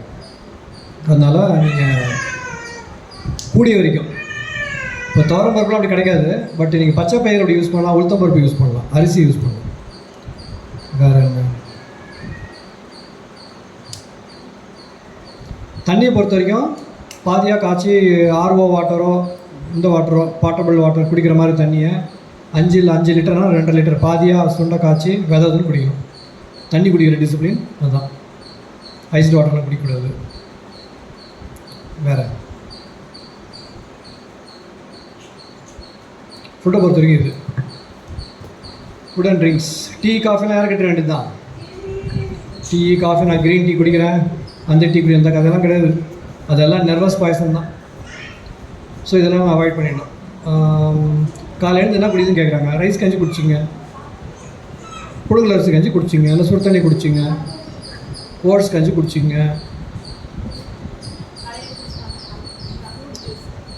ஜூஸ் குடிச்சிங்க. டீ காஃபி அது பரவாயில்ல, பட் ஜூஸும் என்னன்னா நீங்கள் அது கொஞ்சம் ரிஃபைன் பண்ண மாதிரி தான். ஹோல் ஃப்ரூட்டாக சாப்பிட்றது தான் நல்லது. பசங்களுக்கு ஓகே, டிசீஸ் இருக்கிறவங்க 30 மேலே தாண்டினவங்களாம் பழத்தை முழுசாக தான் சாப்பிடணும். கூடி வரைக்கும் ஜூஸஸ் குறைச்சிக்கணும். ஜூஸஸ் நிறைய சாப்பிட்டாலும் சுகர் வரும். இதனால் சக்கை எடுத்துறீங்களா, சக்கை இம்பார்ட்டன்ட். அது கன்சம்ஷன்ஸ் வந்து ஃப்ரூட் ஜூஸ் கம்மியாக வச்சுங்க, நிறைய வேண்டாம். ஃபுட்டில் வேறு ஏதாவது மிஸ் பண்ணாமான்னு பார்த்துங்க. அடுத்த முக்கியமான ரோல் வந்து மைண்ட் மேனேஜ்மெண்ட். இதுதான் கஷ்டமே. ஒரு இதில் அதுதான் நீங்கள் ஃபஸ்ட்டு ஒன்று ஆரம்பித்து ஸ்லோவாக இன்க்ரீஸ் பண்ணணும். ஆல் ஆஃப் அஸோட எதையும் பண்ண முடியாது. ஏதோ ஒரு சேனல், அனிமல் சேனல் ஏதோ பார்த்துட்டு இருந்தேன். அப்போ வந்து ஒரு அனிமல் ஜாலியாக சுற்றிட்டு இருக்குது காட்டில், சந்தோஷம் அங்கேயே ஓடின்னு இருக்குது. அதே ஸ்பீஷீஸ் சேர்ந்தால் இன்னொரு அனிமல் அங்கே வருது. அப்போ அடுத்த டயலாக் கீழே, நவ் த கான்ஃப்ளிக்ட் பிகின்ஸ். இப்போ கான்ஃப்ளிக்ட் ஆரம்பிக்க போகுதுன்னு சொல்கிறாங்க கீழே. அதே தான் நம்மளுக்கும். தனியாக இருக்கிற பிரச்சனை கிடையாது. 2 பேர் சேர்ந்துட்டோன்னா அது க்ளோஸ் ஃப்ரெண்டாக இருந்தோட கான்ஃப்ளிக்ட் வராமல் இருக்காது. அந்த கான்ஃப்ளிக்ட்ன்றது முரண்பாடு. என் கருத்துக்கு உங்கள் கருத்து முரண்பாடு இருக்குது. இந்த முரண்பாடு ஸ்ட்ரெஸ்ஸாக க்ரியேட் ஆகி உள்ளுக்குள்ளே பல வேலைகளை செய்யும். அதில் ஒன்று வந்து கேன்சரும் வரணும், ரொம்ப ஸ்ட்ராங்காக தான் வரும். அப்போ என்ன பண்ணணும்? இந்த கான்ஃப்ளிக்ட் மேனேஜ்மெண்ட் வந்து ஆக்சுவலாக ஸ்பீக்கிங் இந்த மாதிரி கிளாஸில் மொத்த ஃபேமிலி அட்டன் பண்ணணும். அப்படி அட்டன் பண்ணால் தான் எல்லாருக்கும் அது புரியும், இம்ப்ளிமெண்ட் பண்ண முடியும். தனித்தனியாக பண்ணால் நம்ம லூஸ் பண்ணுவாங்க. நீங்கள் வீட்டில் போய் சொன்னீங்கன்னா அவங்க உள் வாங்கியிருக்க மாட்டாங்க. நாங்களாம் வாழலையா, நாங்களாம் வெட்டலையா, நாங்களாம் கிழிக்கலையான்னு சொல்லுவாங்க. அப்படி யாருன்னா சொன்னாங்கன்னா நீங்கள் சரியாக வாழலை, நீங்கள் சரியாக வெட்டலை, நீங்கள் சரியாக கிழிக்கலைன்னு சொல்லுங்கள். அதனால இப்போ வந்து இவ்வளோ சுகர்ஸ் அதிகமாக இருக்குது, இவ்வளோ கேன்சர் அதிகமாக இருக்குது. அவங்க ஒழுங்காக வாழ்ந்து தான் ஏன் 30, 40 இப்போ சுகர். அவங்க வளர்த்த பசங்க தானே. அவங்க 40, 50 இத்தனை பேர் மாட்டியிருக்கிறாங்க. அதான் எவிடன்ஸே நம்மளுக்கு. வேறு எவிடன்ஸ்லாம் பேச வேணாம், ஸ்ட்ரெயிட்டாக அது எவிடன்ஸ். அதனால் 70% அவங்க வந்திருக்காங்க, இல்லைன்னு சொல்ல. அது வரைக்கும் அவங்களுக்கு நன்றி. இப்போ நீங்கள் 70 to 100 மூவ் ஆகணும். 100 உங்கள் பசங்க கொடுக்கணும், 90 வரைக்கும் நீங்கள் போகணும். அடுத்து அவங்க மூவ் ஆகணும். அவங்க மூவ் ஆகணும் நீங்கள் சொல்லக்கூடாது, நாங்கள் இதெல்லாம் பண்ணலன்னு சொல்லக்கூடாது. ஸோ இன்னைய பேரண்ட்ஸ் நாளைக்கு தாத்தா பாட்டி, புரியுதுல்ல? அந்த நினப்போடு தான் இருக்கணும். அப்போ அவங்க வர்றப்போ நம்ம வந்து ஒழுங்காக சொன்னால் அதுக்கு முதல்ல காது கொடுத்து கேட்கணும், உண்மையாக இருந்தால் ஏற்றுக்கணும். எந்த வயசாக இருந்தாலும் அந்த பக்கத்தில் பெரியவங்க இல்லை, மெஜாரிட்டி இல்லை. ஒரு சில வீட்டில் இருப்பாங்களா இருக்கும், மெஜாரிட்டி வீடு இல்லை. அப்போ அதை நீங்கள் காதில் வாங்கிக்க வேணாம், சண்டை போட வேணாம், அவங்கள அவமரியாதை பேச வேணாம். ஆனால் பண்ணுற வேலையும் பண்ணிகிட்டு இருக்கணும், அதையும் விட்டுறக்கூடாது. ஸோ ஃபுட்டில் இவ்வளோ தான் நினைக்கிறேன். அவுட் சைட் ட்ரிங்க்ஸ் எல்லாம் சொல்லியாச்சு. குழந்தைங்களாம் சில சிக்கல் வரும், என்ன மாதிரி பிடிக்கலாம் கேட்பானுங்களா. அப்போ சோயா மில்கில் வந்து வனிலா ஃப்ளேவர், சாக்லேட் ஃப்ளேவர் நீங்களே வீட்டில் பண்ணி ஃப்ளேவர்டாக கொடுத்தா குடிச்சிடுவாங்க. சோயா மில்கில் வனிலா ஃப்ளேவர், சாக்லேட் ஃப்ளேவர் வாங்கி அது மட்டும் நீங்கள் ப்ளைனாக நீங்களே வாங்கி மிக்ஸ் பண்ணிக்கோங்க. ஃபஸ்ட்டு மிக்ஸ் பண்ண வாங்கி குடிங்க, நல்லா இருக்கான்னு பார்த்துங்க. அப்புறம் நீங்களே வீட்டில் வந்து மில்க் மேக்கர் மிஷின்லாம் இருக்குல்ல, அதில் வந்து சோயா இதை வந்து நீங்கள் ஊற வச்சு நீங்கள் எடுத்துகிட்டு அந்த தோல் எடுத்துகிட்டு போட்டுட்டிங்கன்னா மில்க் எடுத்து கொடுத்துரும். அப்படியே பாயில் பண்ணி கொஞ்சம் நீங்கள் வனிலா ஃப்ளேவரோ ஏதோ ஒன்று ஆட் பண்ணி கொடுத்துரும், பசங்களை மேனேஜ் பண்ணிக்குவாங்க. ஸோ இந்த மாதிரி ஹெல்த்தி குக்கிங், ஸ்நாக்ஸ் மேக்கிங் எல்லா மதர்ஸும் கற்றுக்கணும் வீட்டிலே பண்ணுறதுக்கு. ஏன்னா டேஸ்ட் இல்லாமல் யாரும் ஒத்துக்க மாட்டாங்க. டேஸ்ட்டே கொண்டு வாங்க, அவ்வளோ. ஃப்ரூட்ஸ் நல்லா தான் இருக்குது, ஃப்ரூட்ஸும் டேஸ்ட் பிரச்சனை இல்லைல்ல. ஸோ ஒரு 50% நீங்கள் வந்து நார்மலாக இப்போ சாப்பிட்ற மாதிரி சாப்பிட்டுங்க, 50% ராவாக ஆரம்பிச்சிருங்க. அதுலேயே செம இம்ப்ரூவ்மெண்ட் வரும். அது வந்ததுக்கப்புறம் உங்களுக்கு என்தூசியாசம் வரும், ஃபுல்லாக அடித்து பார்க்கலாமான்னு தோணும். ஒரு அட்டௌண்ட் போவீங்க, கொஞ்சம் வெறுத்த மாதிரி திருப்பி கீழே இறங்குவீங்க, அப்படியே ஒரு முக்கால் வரும். ஸோ இதெல்லாம் நான் அண்டர்வோ ஆனந்தாலும் சொல்கிறேன், நான் எப்படி போயிட்டு வந்தேன்னு சொல்கிறேன். அதுக்கப்புறம் ஒரு ஸ்டேஜுக்கு அப்புறம் என்ன தோணும், பழமே சாப்பிட்டு போயிடலாம், அந்த உட்காந்து இதை போய் எடுத்து சாப்பிட்டுட்டு வாய் எரியுது அது எரியுது அப்படின்னு தோணும். நல்லா இருக்குது மூடு. ஒன்ஸ் உள்ளுக்குள்ளே அந்த அனுபவம் வந்ததுக்கப்புறம் நார்மல் ஃபுட் தானாகவே குறைய ஆரம்பிச்சிடும். நீங்கள் இப்போ சாப்பிட்ற ஃபுட் தானாக குறைய ஆரம்பிச்சிடும். அது பெரிய சேலஞ்செலாம் ஒன்றும் இல்லை. இப்படி சாப்பிட்றவங்க கஷ்டப்பட்டு வாழறதும் இல்லை, அது புரிஞ்சுங்க. ஆக்சுவலாக இவங்களோட அவங்க சந்தோஷமாக வாழறாங்க எல்லா வகையிலையும், டேஸ்ட் வகையில் எல்லாத்துலேயுமே. இது ஒரு கண்டிஷனிங் தான், ஃபுட்டுன்றது ஒரு கண்டிஷனிங். இப்போ சால்ட்டெல்லாம் ஒருத்தர் சாப்பிட வச்சேன் இல்லையா, நார்மல் சாப்பிடவே முடியல வரால, கல்யாணத்து போய் வாயில் வைக்கிற வாயில் வைக்க முடியல வரால, சாப்பிடவே ஏதோ அப்படி சாப்பிட்டு இருந்தோன்ட்டு. எப்படி உப்பு இத்தனை நாள் சாப்பிட்டா இப்போ ஏன் உப்பு சாப்பிட முடியல? அப்போ அதுக்கு பேர் என்னது? கண்டிஷனிங். ஒரிஜினல் அப்படி இல்லை. ஆக்சுவலாக நம்ம ரீகண்டிஷன் செய்யணும், அதை ஸ்லோவாக செய்யணும். இது ரொம்ப முக்கியம். மைண்ட் மேனேஜ்மெண்ட்டில் கான்ஃப்ளிக்ட், முரண்பாடு தான் மெயின் பிரச்சனையாக இருக்குது. அதனால் எங்கெல்லாம் வருது பாருங்கள், பிறந்த குழந்தையே வந்துடும், ஒரு பொருள் எடுக்கிறோன்னு ஓட உடம்பாட பிடிச்சி இருப்போம், அங்கே ஒரு கான்ஃப்ளிக்ட். ஸ்கூலுக்கு போய் உட்காந்த உடனே ஸ்கூலுக்கு போக விருப்பம் இருக்காது, அவனை படிக்க வைப்போம். அவனுக்கு ரைட் பிரெயின் நல்லா வளர்ந்துருக்கும், லெஃப்ட் பிரெயின் ஆக்டிவிட்டி மாதிரி என்ஜினியரோ டாக்டராகவும் சொல்லுவோம். ஏன்னா ரைட் பிரெயின் ஆக்டிவிட்டி ஏர்ன் பண்ண முடியாது. நீங்கள் வந்து ஆர்டிஸ்டிக்காக இருக்கீங்க, நீங்கள் வரைஞ்சி மணி ஏர்ன் பண்ண முடியுமா? எனக்கு தெரிஞ்ச ஒருத்தர் இங்கே தஞ்சாவூர் பெயிண்டிங் அவ்வளோ சூப்பராக பண்ணுவார், அவர் வறுமையில் தான் இருந்தார். அப்போ அதை ரெக்கக்னைஸ் பண்ணுற மாதிரியான சுச்சுவேஷன் இந்தியாவில் இல்லை. அப்போ எல்லாமே லெஃப்ட் பிரெயின் தான் புஷ் பண்ணுவோம், இங்கே ஒரு கான்ஃப்ளிக்ட் வரும், வராமல் இருக்காது. ஓகே, எங்கெல்லாம் வரலாம் முதல்ல தெரிஞ்சிங்க, அப்புறம் எந்த அளவுக்கு அதை மாடிஃபை பண்ண முடியும்னு பார்த்துக்கலாம். அதுக்கடுத்தது காலேஜ், அங்கே transition, career choice, professional entry ஆகிறப்போ பல சிக்கல்கள் வரும். அப்புறம் மேரேஜ், ஜாயிண்ட் ஃபேமிலி, நியூக்ளியர், எந்த ஃபேமிலியாக இருந்தாலும் அங்கே ஒரு 2 பேர் இருப்பாங்களா கூட, அவங்களோட. அப்புறம் குழந்தைங்களோட முடிவே கிடையாது. அப்போ வந்து இந்த கான்ஃப்ளிக்ஸ் வந்து மல்டிப்ளை ஆகினே தான் போகும். இது ஸ்ட்ரெஸ்ஸாக எடுத்துட்டிங்கன்னா கேன்சராக வரும், இல்லை மனநோயாக வரும். இது லைஃபுடைய ப்ராசஸ்ன்னு புரிஞ்சுக்கிட்டு ஹேண்டில் பண்ண ஆரம்பிச்சிட்டிங்கன்னா எவ்வளோ முடியுமோ அவ்வளோதான் பண்ண முடியும். நீங்கள் புரிஞ்சுக்கிட்டு ஹேண்டில் பண்ணிட்டீங்க, பொறுப்பு செஞ்சிடணும், டிஸ்க்ளைம் பண்ணிவிடுங்க, அவ்வளோதான். இது என் ஹஸ்பண்ட் கிடையாது, என் குழந்தை கிடையாது, எங்கள் அப்பா அம்மா கிடையாது, இது என் ப்ரொஃபஷன் கிடையாது, எனக்கு கொடுக்கப்பட்டிருக்க வேலை என்னால் முடிஞ்ச அளவுக்கு செய்கிறேன். இந்த ஆட்டிடியூட் வந்து இதுதான் வந்து கர்மயோகம். கர்மயோகம் இஸ் நத்திங் பட் திஸ். நீங்கள் கர்த்தாவாக இருக்கிற வரைக்கும் டென்ஷன் உண்டு, கர்த்தா பொறுப்பை திறந்துட்டிங்கன்னா ஜாலி.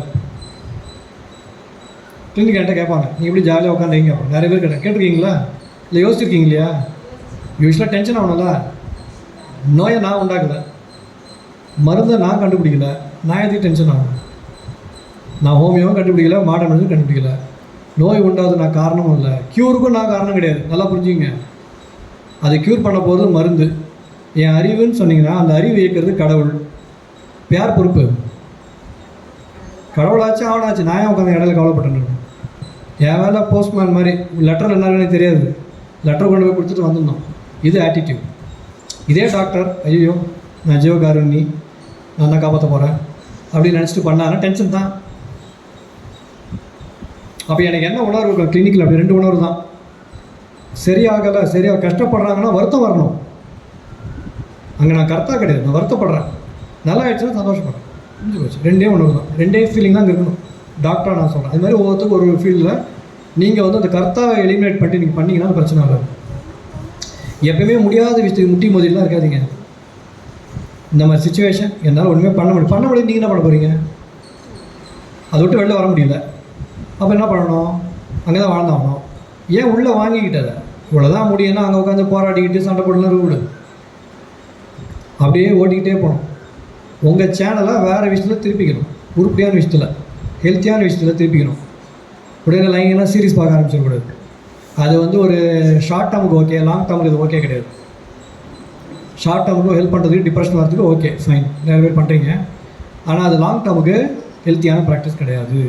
உருப்படியான விஷயம்னா ஒரு கார்டனிங், ஸ்பிரிச்சுவல் ட்ராக்கில் போகிறது, இல்லை உங்கள் பிஸ்னஸே நீங்கள் வேறு மாதிரி எப்படி கொண்டு போகலாம் நினைக்கிறது, குக்கிங்கில் இன்வால்வ் ஆகிறது, உங்களுடைய ஹாபீஸில் இன்வால்வ் ஆகிறது, இதெல்லாம் வந்து ஹெல்த்தி ரெக்ரியேஷன்ஸ். உங்கள் மைண்டை வந்து நீங்கள் லெட் அவுட் பண்ணிக்கிறது. இந்த மாதிரி பண்ணி நீங்கள் அந்த ஸ்டிமுலஸ் விட்டு மூவ் ஆகி வர முடியும். எத்திக்கலாக லீகலாக ஒரு சுச்சுவேஷன் விட்டு உங்களால் வர முடியும் அப்படின்னு நினச்சா வந்துடணும். அந்த சுச்சுவேஷனை மாட்டின்னு முடிச்சுட்டு 2 கம்பெனி இருக்குது, ஒரு கம்பெனியில் வேலை செய்கிறேன், எனக்கு ரொம்ப டார்ச்சர் பண்ணுறாங்க, ரொம்ப டாக்ஸிக் என்விரான்மெண்ட்டாக இருக்குது.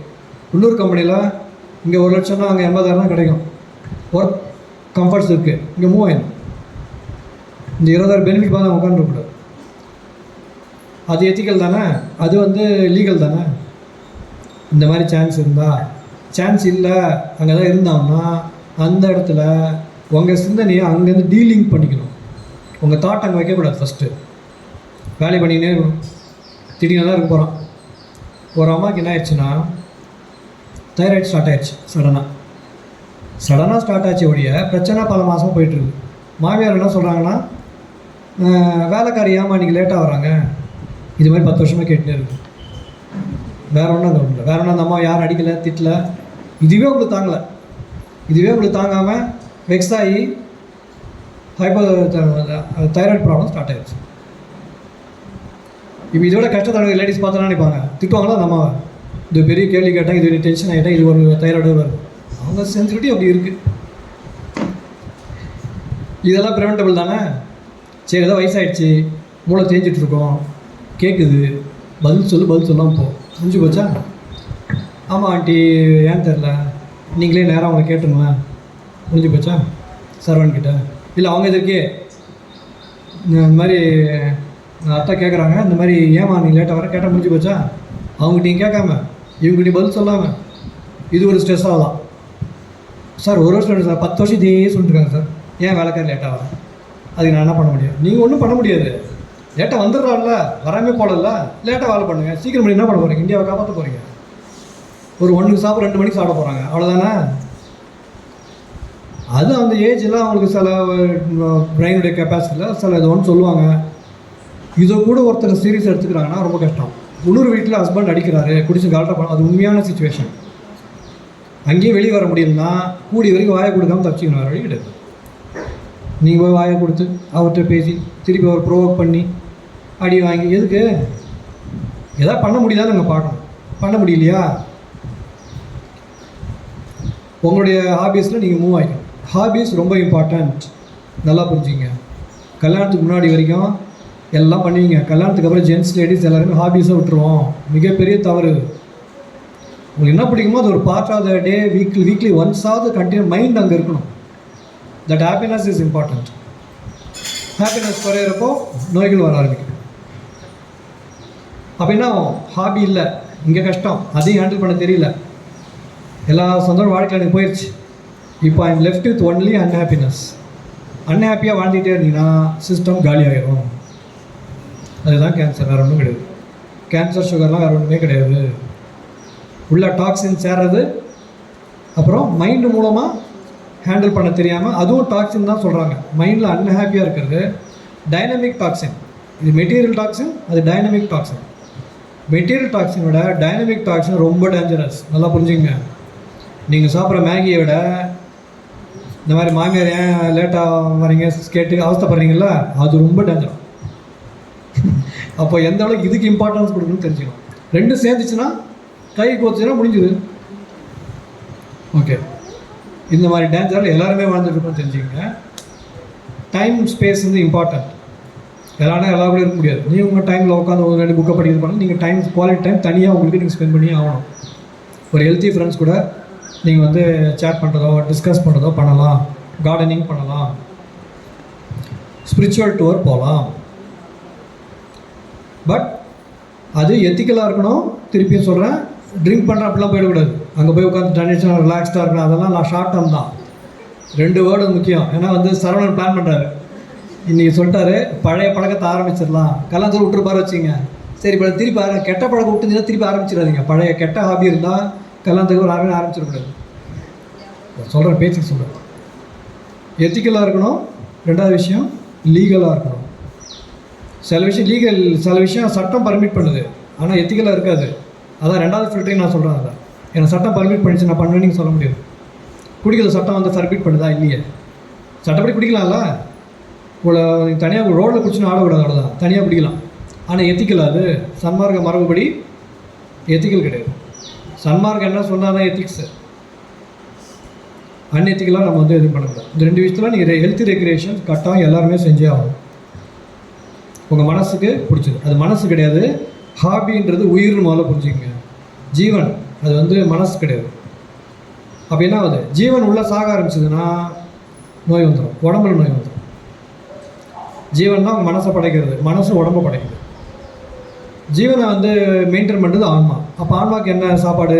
ஜீவகாரணியம், ஆன்ம நிகழ்ச்சி தான் அங்கே சாப்பாடு. அப்போ நீங்கள் ஜீவகாரணியம் பண்ண உங்கள் ஜீவன் நல்லாயிருக்கும். ஜீவன் நல்லா தான் உடம்பு மனசு நல்லாயிருக்கும். அப்போ எங்கே வந்து பிடிக்கிறாங்க? ஜீவகாரணம் முடியுது பாரு கடைசியிலலாம்.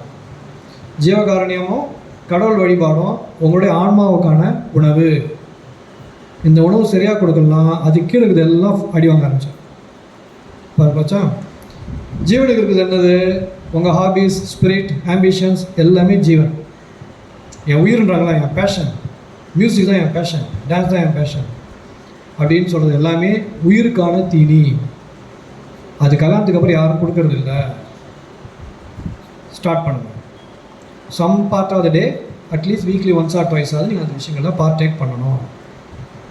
இப்போ நம்ம பேசணும்னா மனசு உடம்புக்கு ஃபஸ்ட்டே பேசிட்டோம். என்ன சாப்பாடு கொடுக்கணும், எப்படி யோசிக்கணும், கொள்ளணும் அப்படின்றது. இந்த 4 லெவலில் நீங்கள் டீல் பண்ணால் தான் மொத்த சிஸ்டம் ஒழுங்காக இயங்கும். இப்போ நான் வந்து உடம்பு கொடுத்துட்டேன், ஜீவன் வரைக்கும் வந்துட்டேன். ஆன்மா கொடுக்காட்டாலும் அதுவும் பிரச்சனை தான். அப்போ ஜீவ இறக்கத்தோடு இருக்க வேண்டியது கம்பல்சரி. அங்கே தான் உங்களுக்கு ஜீவனுக்கு வந்தாகணும் சப்ளை. அங்கே விட்டிங்கன்னா என்ன ஆகும்?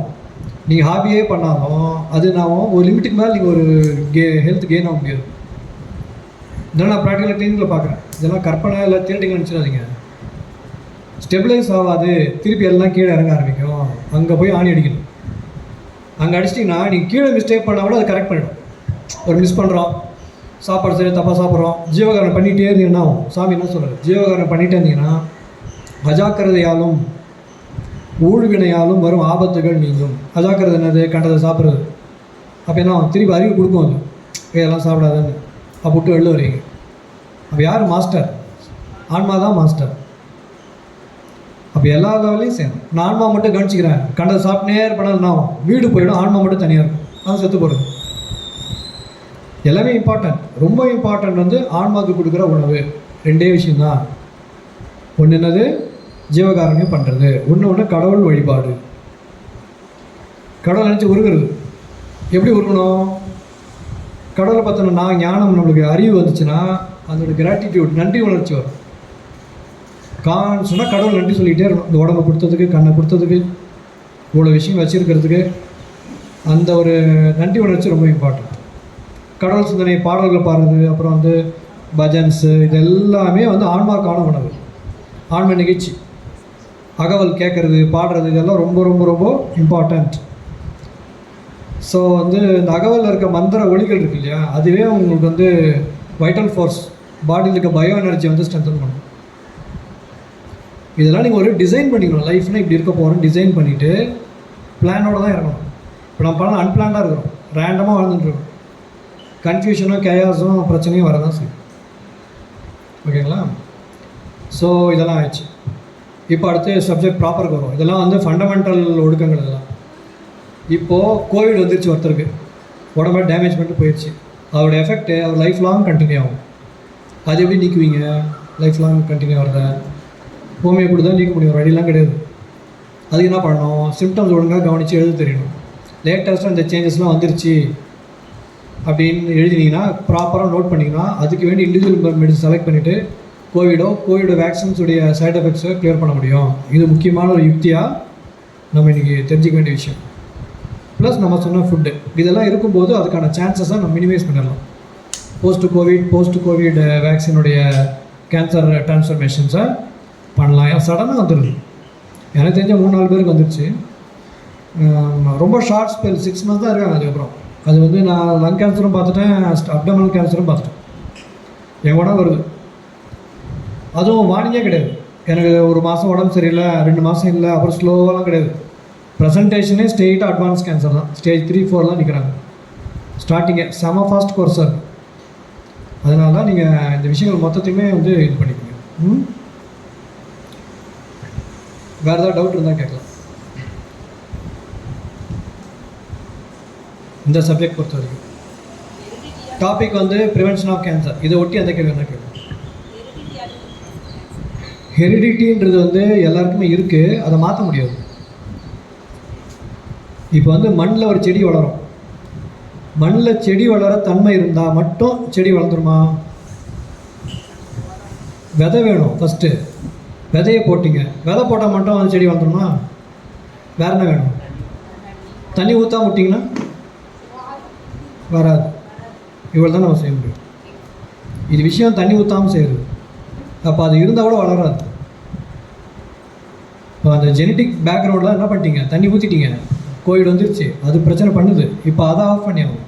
இப்போ களை எடுக்கிற மாதிரி, களை எடுக்கணுன்ற மாதிரி நம்ம அதை ஹோமியோவில் கொடுத்து கிளியர் பண்ணிவிட்டு திருப்பி எதுவும் பண்ணாமல் பார்த்துக்கணும். அதனால் ஹோமியோன்றது ரொம்ப ரொம்ப முக்கியம். Prevention of cancer, post COVID vaccine, வேறு எந்த சிஸ்டம்லேயும் இது வழி கிடையாது. இதுதான் ஒரே வழி. அது என்ன பண்ணணும், நோட்ஸ் ஒழுங்காக உட்காந்து கிளாஸ் எல்லாத்தையும் ஒழுங்காக கேட்டு நேரத்துக்கு எழுதி வச்சுருந்துருக்கணும். என் வயசு இருந்தால் அடுத்த செகண்ட் போட்டுன்னு இருக்கலாம். அட்லீஸ்ட் இப்போயாவது உட்காந்துன்னு கிளாஸ் ஒழுங்காக அட்டன் பண்ணி ஏற்கனவே பழைய கிளாஸ்லாம் கேட்டு உங்கள் சிம்டம்ஸை நோட் பண்ணி வைங்க. லைஃப் சேவிங்கே இதுதான். ஸோ இந்த கிளாஸில் சொல்கிற விஷயங்கள் எல்லாமே லைஃப் சேவிங்கான விஷயம். அவ்வளோ ஸ்ரத்தையோடு அதை செய்யணும். இது இல்லாமல் உயிரில் என்ன பண்ணுவீங்க? நீங்கள் நோய் வந்து என்ன பண்ணுவீங்க? ஒன்றும் பண்ண முடியாது. நீங்கள் எடுக்கிற ஒரு லைஃப்பில் எந்த முயற்சியும் எல்லாம் ஊற்றி முடி போயிட்டே இருக்கும்.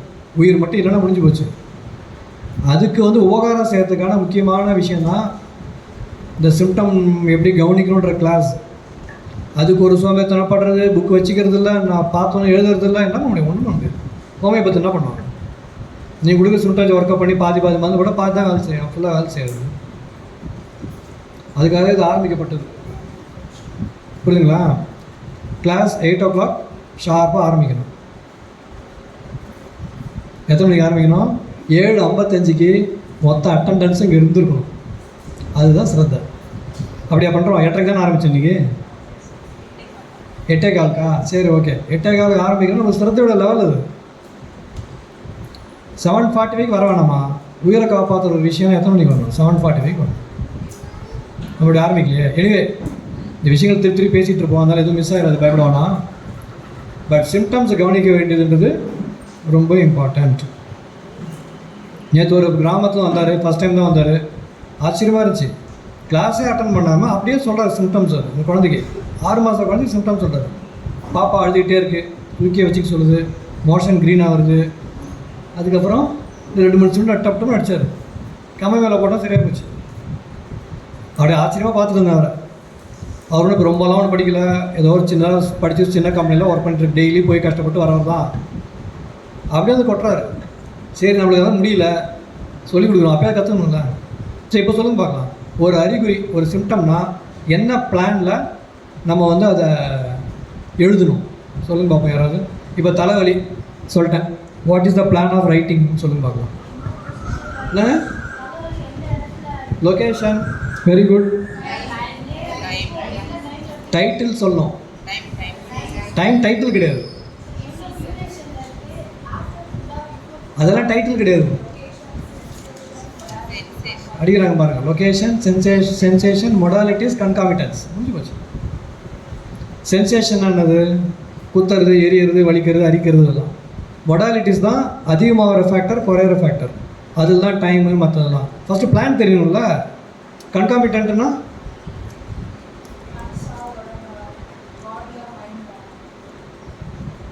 கன்காமிட்டன்ட்னா என்ன? நீங்கள் சொல்லக்கூடாது. உங்களுக்கு வேறு மாதிரி கேட்குறேன் கேள்வி. கன்காமிட்டன்ட்லேயே ஒரு சிம்டம் வர்றப்போ அது கூட உடனே வர சிம்டம் தான் கன்காமிட்டன்ட். இப்போ தலைவலி வருது, தலைவலி வந்தாலும் எனக்கு அதிகமாக யூரின் போகும், அது கன்காமிட்டன்ட். உடன் வர சிம்டம், அறிகுறிகள். ஒரு சிம்டம் கூட சேர்ந்தே வரும் டைம் டியூரேஷனில். இன்றைக்கி தலைவலி 5 வருஷம் பார்த்து யூரின் பார்த்து ரிலேட் பண்ணக்கூடாது, இந்த டைம் ஃப்ரேம்லேயே அது வரும். சரி, உங்களுக்கு கேள்வி. கன்காமிட்டன்ட் 2 டைப் இருக்குது. என்ன டைப்?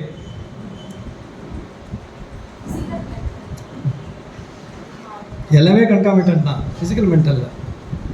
Local and distant. எதுக்கு வேல்யூ அதிகம்?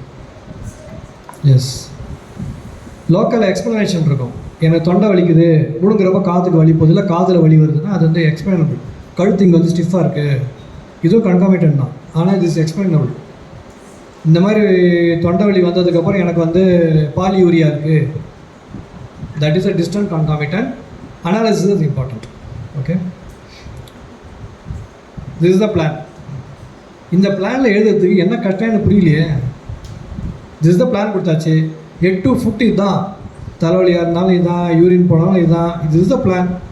எழுத வேண்டியது தான். நான் உட்காந்து எனக்கு தலைவலிச்சது, ஓகே, இந்த இடத்துல ஆரம்பிச்சது, அப்புறம் இங்கே போச்சு, பின்னாடி போய் இங்கே வரையும் இறங்கிடுச்சு, ஆயிடுச்சா? இல்லை, இங்கே வலிச்சது, அப்புறம் பார்த்தா இங்கே மறைஞ்சிடுச்சு, அப்புறம் இங்கே வலிச்சது, அப்புறம் பார்த்தா இங்கே வலிக்குது. எப்போ தான் ஒரு சைடு தான் வருது, வந்தால் ஒன்று ரைட்டு இல்லை லெஃப்ட்டு, ரேண்டமாக வருது, இல்லை கரெக்டாக ஆல்டர்னேட் ஆகுது. இதுக்கு வந்து எவ்வளோ நேரம் ஆகும்? ஒன்று. சென்சேஷன்ஸ் தெரிஞ்சால் சொல்லணும், கற்பனையாக சொல்லக்கூடாது. வலிக்குது, என்ன வலின்னு தெரியலையா, வலின்னு எழுதிருங்க, அவ்வளோதான். கற்பனையாக தான் சொல்லக்கூடாது. பட் நம்ம என்னென்ன வழியெல்லாம் வரலான்னு முதல்ல ஒரு ரேண்டமாக தெரிஞ்சுக்கணும். இந்த மாதிரி வழி வருது. ஒரு பையனுக்கு வந்து கேஸ்ட்ரைட்டிஸ் 1 மாதமாக அவஸ்தைப்பட்டிருந்தான். ஓகே, அவனுக்கு வந்து காஞ்சிபுரத்தில் வந்து கேஸ்ட்ரோ பார்த்தாச்சு, ரீல் ஹாஸ்பிட்டல் குரோம்பேட்டில் கேஸ்ட்ரோலாம் பார்த்து எல்லாம் ஸ்கேனும் பண்ணி அக்யூட் கேஸ்ட்ரைட்டிஸ், ஏதோ ஒரு ஹோட்டலில் சாப்பிட்ருக்காரு, சீஸோ பன்னீரோ போல் சிவியர் கேஸ்ட்ரைட்டிஸ், எந்த மருந்தும் கண்ட்ரோலுக்கு வரல. 1.5 மாதம் கழிச்சு என்கிட்ட வந்தாங்க. நான் என்ன பண்ண அனலைஸ் பண்ணி மருந்து கொடுத்தேன், சரியா வரல. 1 வீக் பொறுத்து பார்த்தேன், கூட இங்கிலீஷ் மருந்து கொடுக்குறேன், ஒன்றும் ரெஸ்பாண்டே வரல. செகண்ட் வீக் வந்து அடுத்த மருந்து கொடுத்தேன், அதுலேயும் ரெஸ்பாண்ட் ஆகல. அதுக்கப்புறம் அந்த சென்சேஷனுக்கு இம்பார்ட்டன்ஸ் கொடுத்தேன். அவர் வலி வந்து இழுக்கிற மாதிரி வலிக்குமா, அல்சர் சாதாரண பேர்னிங் தானே வரணும், ஸ்டமக்கில் ஒரு வலி இழுக்கிற மாதிரி, அதை மையப்படுத்தி அனலைஸ் பண்ணி மெடிசன் போட்டதுக்கப்புறம் சரியாயிடுச்சு. அப்போ எவ்வளோ முக்கியம் பாருங்கள், அந்த ஒரு சென்சேஷன் அவரை காப்பாற்றிருக்கு. இல்லை எவ்வளோ நாளைக்கு சரியாக இருக்குமோ தெரியாது, என்ன ஆயிருக்குமோ, சர்ஜரி போயிருப்பாரோ, இல்லை பர்ஃபரேஷன் ஆயிருக்குமோ, நோ நோஸ். அப்போ அந்த டெடிக்கேஷனும் சின்சியரிட்டியும் அப்புறம் அக்யூரேசி ஆஃப் ரைட்டிங் சிம்டம்ஸ் ரொம்ப இம்பார்ட்டன்ட். நான் அக்யூரேட்டாக எழுதணுமே ஒழிய டவுட்டாக இருக்கிறது எழுதிடக்கூடாது. டாக்டர் இவ்வளோ கேட்டார், நம்ம ஏதாவது எழுதிடுவோம் அப்படின்னு சொல்லிட்டு எதை எழுதிடக்கூடாது. கிளியராக இப்படி தான் இருக்குது அப்படின்றத உங்கள் பாஷையில் எழுதணும். டெக்னிக்கல் டேர்ம்லாம் எனக்கு வேணாம். சுற்றி வச்சு அடிக்கிற மாதிரி இருக்குது, தெரிக்கிற மாதிரி இருக்குது, வெடிக்கிற மாதிரி இருக்குது, குத்துற மாதிரி இருக்குது, இந்த மாதிரி பேர்னிங் எரியுது, உங்கள் பாஷை தான் நீங்கள் எழுதணும். டெக்னிக்கல் டேர்ம்ஸ் யூஸ் பண்ணக்கூடாது. So within 5 days completely Khan. அப்புறம் அவரை டெய்ரி ஃப்ரீ டயட்டில் போட்டு விட்டேன். பயங்கரமாக சிக்கன் சாப்பிடுவார், சிக்கன் சீஸ்க்கு சாப்பிடுவார், கம்ப்ளீட்டாக வீகன் ஆகிட்டார். இப்போ 5 வருஷம் சொல்லி கேட்காதவர் 2 மாதம் ரெடி ஆகிட்டார். பார்த்தாலே பயப்படுறாரு. அந்த மாதிரி நைட்டெல்லாம் தூக்கம் இல்லாமல் அவர் தூங்கி 1.5-2 மாதம் ஆச்சு. சிவியர் பெயின் படுத்து எடுத்துச்சு அவர். அது ஃபஸ்ட்டு இதெல்லாம் வராது. நம்ம சொன்ன டயட் சாப்பிட்டிங்கன்னா அந்த பிரச்சனையே முதல்ல வராது. வந்தால் அப்புறம் அந்த மருந்துக்கு அதான் இன்னிலேருந்தே பாதி ஃப்ரூட் டயட்டுக்கு வந்துருங்க எல்லாருமே. ஓகேங்களா? இதான் பிளான், லொக்கேஷன்ஸ் அண்ட் செஷன்ஸ். இன்றைக்கி இவ்வளோ போதும். அடுத்த மாதம் வந்து அடுத்த கிளாஸில் வந்து ஹெடேக் பற்றி எடுக்கலாம். டீட்டெயிலாக போகிற சப்ஜெக்ட்டு. யாராவது தலைவலி இருக்க எழுதி எடுத்தால் இருந்தீங்களே, அதை வச்சு இங்கே அனலைஸும் பண்ணிடலாம், ஷார்ட் அனாலிசிஸ் பண்ணிடலாம். எங்கே ஸ்டார்ட் ஆகுது, என்ன மாதிரி வலிக்குது, எதனால் இதெல்லாம் ஸ்டார்ட் ஆச்சு, அப்புறம் என்ன பண்ண அதிகமாகுது குறையுது, இது வரும்போது என்ன symptoms, top to bottom in and out எல்லா சிஸ்டமும் யோசிக்கணும். தலைவலிக்கிற முதுகு பேக்கில் வலிக்குது, இல்லை இரிட்டபிளாக இருக்குது, அப்புறம் கோவம் வருது, இதெல்லாம் கன்காமிட்டன் தான். கோவம் வந்தால் வலி அதிகமாச்சுன்னா அது வந்து மொடாலிட்டி. கோவம் வருது அதால் வலி அதிகமானால் அது கன்காமிட்டன். 2 வித்தியாசம் புரியுது உங்களுக்கு? தலைவலி வந்துச்சு, கோவம் வந்தால் அதிகமாச்சுன்னா அது பேர் அது மொடாலிட்டியில் வந்துடும். இதே கோவம் அதால் தலைவலி அதிகமாகலை, ஆனால் எப்போல்லாம் எனக்கு வந்து தலைவலி வருதோ கோவம் வந்துச்சுன்னா அது கன்காமிட்டன்ட் ஆகிடும். தமிழ் எதை எழுதிக்குங்க. இடம், உணர்வு, காரணிகள், உடன் வரும் அறிகுறிகள் 4 பிரிச்சுங்க. கஷ்டப்பட்டு தமிழாக முடியும், கரெக்டாக தப்பாலாம் தெரியுது. எனக்கு தமிழ் வச்சு செட் பண்ணி விட்ருக்கேன், அட்ஜஸ்ட் பண்ணிக்கோங்க.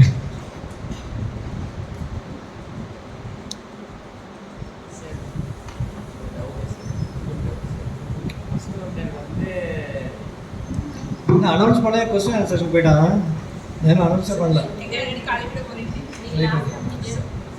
சார் ஒருத்தர் வந்து டிஃப்ரெண்ட்டாக செத்துருக்காரு சார், அது ஒரு வேர்ல்டு ரெக்கார்ட் ஆயிடுச்சு இப்போ ரீசெண்டாக. அமீபா பற்றி தெரியுமா சார்? எனக்கு தெரியாது சார். நீ சொல்லி விஷயம் சிங்கிள் செல்லார் ஆர்கானிசம் சார் இது. அதை பற்றி டீப்பாக இல்லை கொஞ்சம் தெரிஞ்சிருப்பாங்க. அது வந்து ஒருத்தரோட அவரோட உடலுக்குள்ள போயிருக்கு. எந்த பார்ட்ஸும் வந்து எந்த படம் ஸ்ட்ரெயிட்டாக பிரெயினை சாப்பிட்டுச்சு. சரி, அதனால வந்து அந்த அமீபா வந்து எப்படிலாம் உள்ள ஒரு ஸ்ப்ரெட் ஆகும், அதை எப்படி அவாய்ட் பண்ணி நீ என்கிட்ட கேட்குறியா? இது கிளாஸ் ஒட்டி கேளு. சப்ஜெக்ட் பற்றி தான் நீங்கள் கேள்வி, அவுட் சைட் சப்ஜெக்ட் கொஸ்டின்லாம் கேட்கக்கூடாது. சார் டாக்டர் ஆகணும்னா சார் ஃபிசிக்கலி மென்டலி என்ன சார் பண்ணணும்? அதுவும் இந்த கிளாஸ் கிடையாது. இந்த class only cancer prevention. Food இப்போ எடுத்ததில் கேன்சர் ப்ரிவென்ஷன் என்னென்ன டவுட்ஸ் இருக்கோ எல்லாமே கேட்கும்.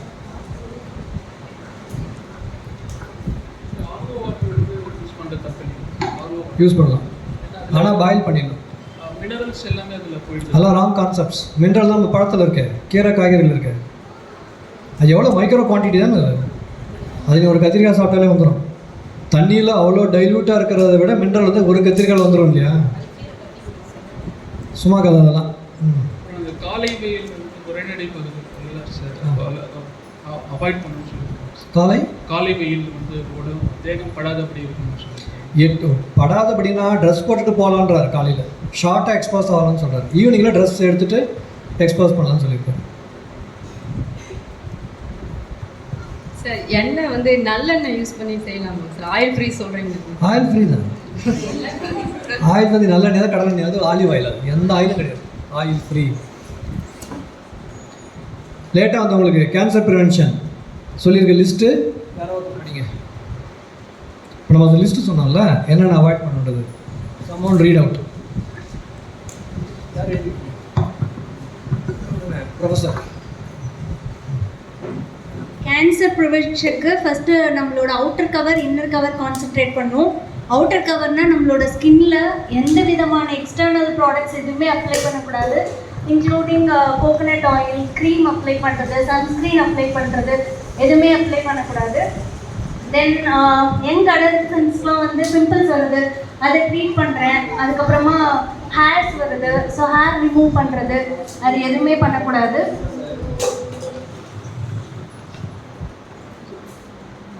அண்ட் நம்ம ஒரு பார்ட்டுக்கு மட்டும் அப்ளை பண்ணுவோம், இந்த இடத்துல மட்டும் சரியாயிடும் அப்படின்னு. ஸோ ஒரு பார்ட்டுக்கு அப்ளை பண்ணோன்னா மற்ற ஸ்கின் பார்ட்ஸும் வந்து அந்த வியர்வை வர்றதுக்கு எல்லாமே அந்த ஹோல்ஸ் எல்லாமே வெளியில் வராமல் தடுத்துறதுக்கான சான்சஸ் நிறைய இருக்குது. ஸோ நம்மளால் ஜட்ஜ் பண்ணவே முடியாது இதனால தான் சப்ரஸ் ஆச்சான்ற மாதிரி. ஸோ அந்த எக்ஸ்டர்னல் ப்ராடக்ட்ஸ் எதுவுமே அப்ளை பண்ணக்கூடாது. அதுக்கப்புறம் ஐஸ் வந்து நம்ம பிளெயினாக வாஷ் பண்ணாலே போதும் வாட்டர் வச்சு. மற்றபடி நம்ம ட்ராப்ஸ் அப்ளை பண்ணுறது, ஆயின்மெண்ட் அப்ளை பண்ணுறது அன்னெசரியாக எதுவும் எடுக்கக்கூடாது.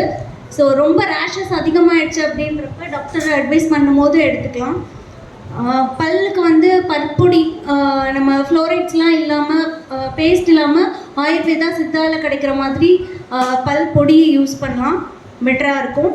அண்ட் லங்ஸ்க்கு பார்க்கும்போது நம்ம ஸ்மெல் வர மாதிரி இந்த சாம்பிராணி இது பண்ணுறது, ஸோ ஸ்மோக்கிங் அது எல்லாமே அவாய்ட் பண்ணலாம். டைஜஷனுக்கு நம்ம சொன்ன மாதிரி தான், பசி எடுத்து சாப்பிடணும், எவ்வளோ சாப்பிடணும், எந்த டைமில் பசி எடுக்குது, எவ்வளோ அளவாக சாப்பிடணும், அதிகமாகவும் சாப்பிடக்கூடாது, கம்மியாகவும் சாப்பிடக்கூடாது, என்ன பொருள் சாப்பிடணும், சாப்பிடக்கூடிய பொருளாக எந்த மாதிரியான ஃபுட் எடுத்துக்கிறோம், இது எல்லாமே ரொம்ப இம்பார்ட்டன்ட். பெருங்குடலை பொறுத்த வரைக்கும் கான்ஸ்டிபேஷன் மெயினாக அவாய்ட் பண்ணணும். அதுக்கு ஃபுட் ஹேபிட்ஸ் தான். ஸோ எந்த மாதிரியான ஃபைபர் கண்டென்ட் எடுத்துக்கிறது, சார் சொன்ன மாதிரி நேச்சுரல் ஃப்ரூட்ஸ் எந்தளவு ஹை லெவலில் ஸ்ப்ரவுட்ஸ் அந்த மாதிரி எடுத்துக்கிறோமோ அதுக்கேற்ற மாதிரி கான்ஸ்டிபேஷன் அவாய்ட் பண்ணிக்கலாம்.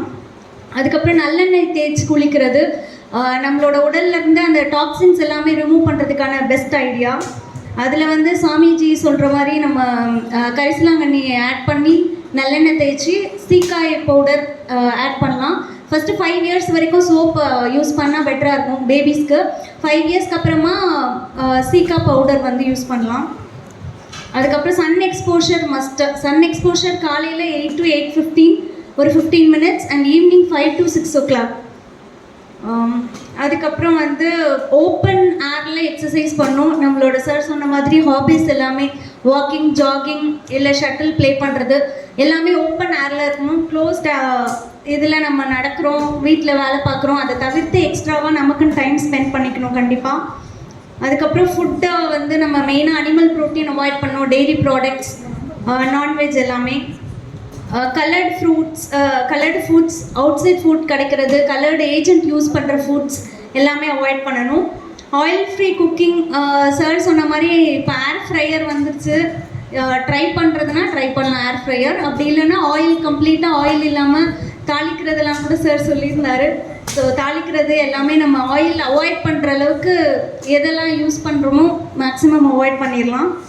அதுக்கப்புறம் 50% ஆஃப் ஃப்ரூட்ஸ் நம்ம ஃபுட்டை இன்டேக் எடுக்கிறோம் அப்படின்னா நம்மளோட எவ்வளோ இன்டேக் எடுக்கிறோமோ அதில் 50% வந்து ஃப்ரூட்ஸ், ஸ்ப்ரவுட்ஸ் அந்த மாதிரி கொஞ்சம் கொஞ்சமாக இன்க்ரீஸ் பண்ணிட்டு போகலாம். சார் இதில் ஒரு டவுட் சார், ஃப்ரூட்ஸ் எடுக்கிறப்ப நமக்கு சமைச்ச ஃபுட்டையும் ஃப்ரூட்ஸ் சமைக்காத ஃபுட்டையும் ஒன்றா எடுக்கலாமா சார்? சில பேர் சொல்கிறாங்க டைஜஷன் பீரியட் எல்லாம் வேறு வேறு இருக்கும், சேர்த்து எடுக்கக்கூடாதுன்னு சொல்கிறாங்க. டெக்னிக்கலி ஸ்பீக்கிங் அப்படி சாப்பிடக்கூடாது. ஒன்று ரொம்ப வயிறு டிஸ்கம்ஃபர்ட் ஆகுது, கேஸ் ஃபார்ம் ஆகிற மாதிரி இருந்துச்சுன்னா அவங்க மட்டும் என்ன பண்ணணும், பிரிச்சுக்கணும். ஒரு செஷன் ஃபுல்லாக ஃப்ரூட்டும் ஒரு செஷன் ஃபுல் இதுவும் எடுத்துக்கணும் ஃபுட்டு. எப்படியும் ஒரு பீரியடுக்கு அப்புறம் நம்ம ஃபுல்லாக வரதானே போகிறோம். இனிஷியலாக அது கஷ்டமாக இருக்கணும் அந்த விஷயம். மெஜாரிட்டி அப்படி எதுவும் பிரச்சனை வர்றதில்லை. கொஞ்சம் நியூட்ரிஷன் வேல்யூ கொஞ்சம் குறையும். இங்கே எய்ம் வந்து நியூட்ரிஷன் வேல்யூ கிடையாது, இங்கே வந்து பழக்கத்தை மாற்றுறது. அதனால இது பர்மிஷன். அதுக்கப்புறம் என்ன பண்ணோம், 2 வேளை ஃப்ரூட்ஸும் 1 வேளை டயட் எடுக்கிற ஸ்டேஜுக்கு வந்துடணும். ரொம்ப அட்வான்ஸாக போகிறவங்க 3 வேளையும் ஃப்ரூட்ஸ்க்கே போயிடும். ஃப்ரூட்ஸு ஸ்ப்ரவுட்ஸ் அந்த மாதிரி போயிடும். Thank you sir. அதுக்கப்புறம் ஆர்கானிக் ஃபுட்ஸ் ட்ரை பண்ணோம். ஆர்கானிக் ஃபுட்ஸில் நம்மளால ஆப்வியஸ்லி இப்போ இருக்கிறதுல பண்ண முடியாது. ஸோ யார் பண்ணுறாங்களோ அவங்களுக்கு நம்ம பேசிக்காக சப்போர்ட் பண்ணோன்னா ஈஸியாக இருக்கும். நமக்குமே அந்த ஹேபிட்ஸ் வந்து கொஞ்சம் ரெகுலரைஸ் பண்ணுறதுக்கு ஈஸியாக இருக்கும். ரீஃபைன்ட் ஃபுட்ஸ், ப்ராசஸ்டு ஃபுட்ஸ் எல்லாமே அவாய்ட் பண்ணணும். So processed foods, refined food, அதுக்கப்புறம் பாலிஷ்டு ரைஸ்லாம் கூட நம்ம யூஸ் பண்ணுறோம். அதை அவாய்ட் பண்ணுறதுக்கு நம்ம சார் சொன்ன மாதிரி முழு உளுந்து, பயத்தம்பருப்பு, பச்சைப்பயிறு தூளோட அதெல்லாம் யூஸ் பண்ணலாம். அன்பாலிஷ்டு ரைஸ், ரெட் ரைஸ், சிகப்பரிசி அந்த மாதிரி யூஸ் பண்ணிக்கலாம்னு சொன்னாங்க. அதுக்கப்புறம் தண்ணி குடிக்கிறதுக்கு வந்து மொத்தமாக ஒரு 5 லிட்டர்ஸ் அப்படின்னா அது 50% வர அளவுக்கு சுண்டை காய்ச்சி வெதுன்னு குடிக்கணும். பசங்களுக்கு வந்து நம்ம மில்க்ஸ் அவாய்ட் பண்ணிவிட்டு சோயா மில்க் மாதிரி கொடுக்கலாம். சோயா மில்கில் சார் சொன்ன மாதிரி வெண்ணிலா இல்லை சாக்லேட் ஏதாவது ஒரு ஃப்ளேவர் கொடுத்தோன்னா பசங்களுக்கு ஈஸியாக எடுத்துப்பாங்க. அடுத்து மைண்ட் மேனேஜ்மெண்ட், சார் சொன்ன மாதிரி மைண்ட் மேனேஜ்மெண்ட் தான் மேக்ஸிமம் நம்ம. Thank you for giving me this opportunity. சூப்பராக சொன்னாங்க. Give him a big applause sir. நீட்டாக இப்போ நானே செகண்ட் டைம் பேசாமல் சொல்லியிருக்க மாட்டேன்னு நினைக்கிறேன். Fine, that's great. Okay, question எதாவது இருக்கா, டவுட்ஸ் எதனா இருக்கா?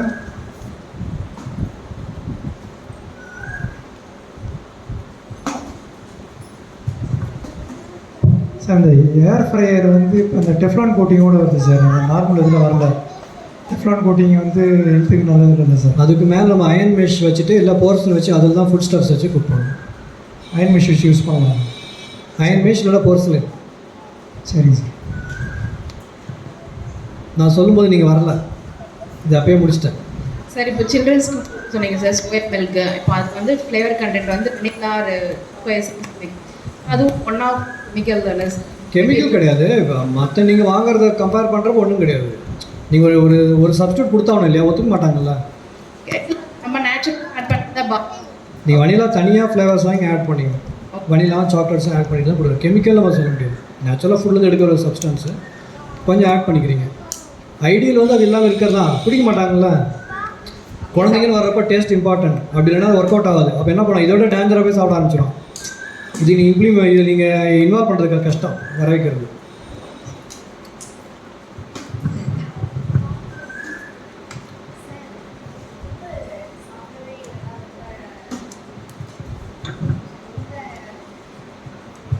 பலவீனம் ஆகிடுதா, உப்பு சாப்பிடலாம். சடனாக நம்ம ரிலீஸ் பண்ணக்கூடாது, கொஞ்சமாக குறைச்சிட்டு வாங்க. உடம்பு அட்ஜஸ்ட் ஆகும். எந்த ஒரு சேஞ்சுமே சடனாக பண்ண முடியாது. ஸ்லோவாக கொஞ்சமாக ஸ்டெடியாக குறைச்சிட்டே வந்தீங்கன்னா அது டாலரேட் ஆகும். வேறு ஏதாவது டவுட்ஸ் இருக்கா யாருக்காவது?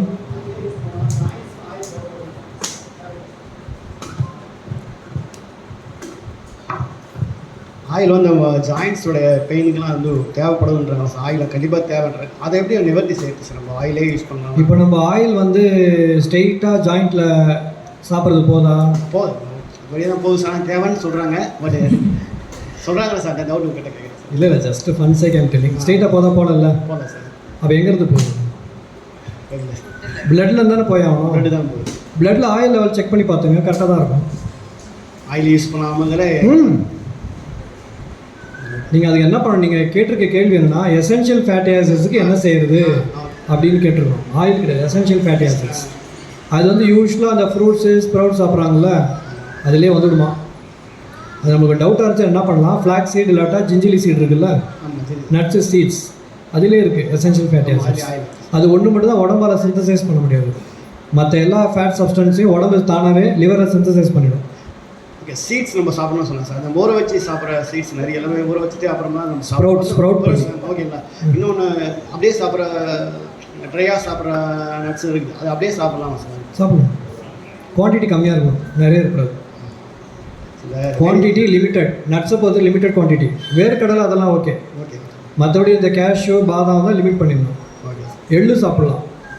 எள்ளு ஃப்ளாக்ஸ் சீட் இதெல்லாம் ரோஸ்ட் பண்ணி நீங்கள் டாப்பிங்ஸில் போட்டுட்டு எடுத்திங்கன்னா எசென்ஷியல் ஃபேட்டி ஆசிட் வராது. ஜென்ரல் என்ன சொல்கிறாங்கன்னா ஒரு பிடி எள்ளு சொல்கிறாங்க தினம் ஒருத்தர், அவங்க கைப்பிடி எள்ளு ஒரு நாளைக்கு. அந்த மாதிரி ஆயில் உள்ளே போகிறது சேஃபு. நீங்கள் எக்ஸ்ட்ராக்ட் பண்ணுறப்போ அது ரிஃபைன் ஆகிடுது. எக்ஸ்ட்ராக்ஷன் ரிஃபைன்டு தான், அந்த ரிஃபைன்ட் ஆயில் உள்ளே போகக்கூடாது. மோஸ்ட்லி இந்த உமன்ஸ் மொத்தமே நிறைய பேர் இந்த லிப்ஸ்டிக் இந்த ஹைலாம் நிறைய யூஸ் பண்ணுறாங்க. இதனால நம்ம கேன்சர் முக்கியமாக பரவதில்லை சார். கேன்சர் வராது. ஜென்ரலாக அதில் வந்து மெயினாக பார்த்தீங்கன்னா லோக்கல் டெர்மடைட்டிஸ் வரலாம். அடுத்தது வந்து உள்ளுக்குள்ளே காஃப் வரலாம். அவ்வளோ டேஞ்சர் வந்துடாது. அதோட டேஞ்சர் வந்து இந்த பிம்பிள்ஸ்லாம் எடுக்கிறது, ஹேர் வந்து லேசர் வச்சு எடுத்துறது, இதெல்லாம் கேன்சர் வரதுக்கு சான்ஸ் ஆகும். ஓகே.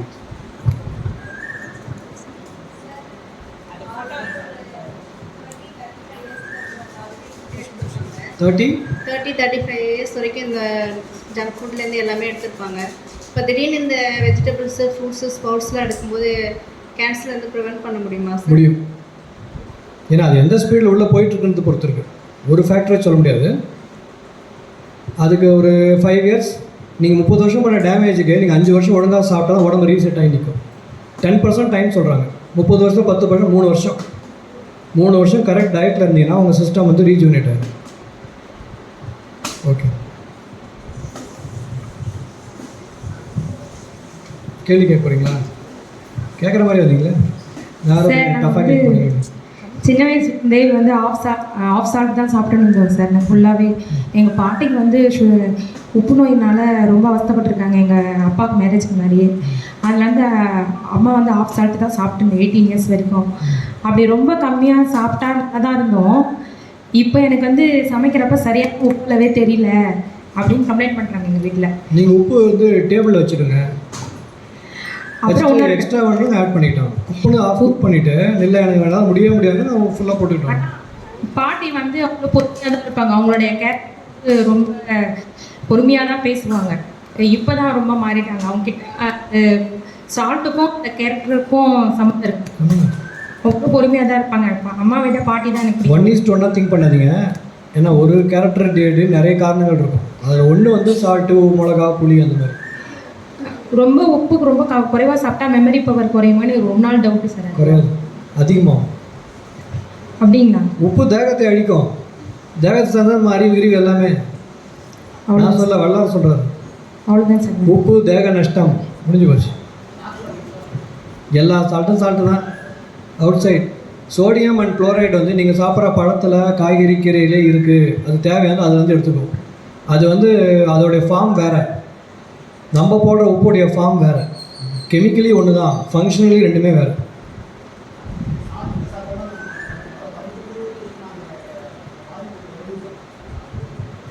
வறுத்து யூஸ் பண்ணிங்கன்னா அதில் இருக்க ஆயில் சப்ஸ்டன்ஸ் போயிடும். ஆயில்ன்றது விஷம், அதனால் வறுக்க சொல்கிறாங்க. உப்பை எலிமினேட் பண்ணது பிரச்சனையே இல்லைல்ல. இப்போ நீங்கள் ஆஃப் யூஸ் பண்ண போகிறீங்களா, அந்த மாதிரி யூஸ் பண்ணிக்கோங்க. எல்லாம் ஒன்று தான், எல்லாம் டேமேஜிங் தான். ஆக்சுவலாக இந்து உப்புலாம் இன்னும் சோடியம் கான்சன்ட் அதிகம்னு சொல்கிறாங்க கல் உப்பை விட. இன்னும் வந்து டேமேஜிங் டு கிட்னின்னு சொல்கிறாங்க. அது மருந்து தயாரிக்க அது யூஸ் பண்ணுவாங்க, மற்றபடி ஃபுட்டுக்கு அதை யூஸ் பண்ணக்கூடாது.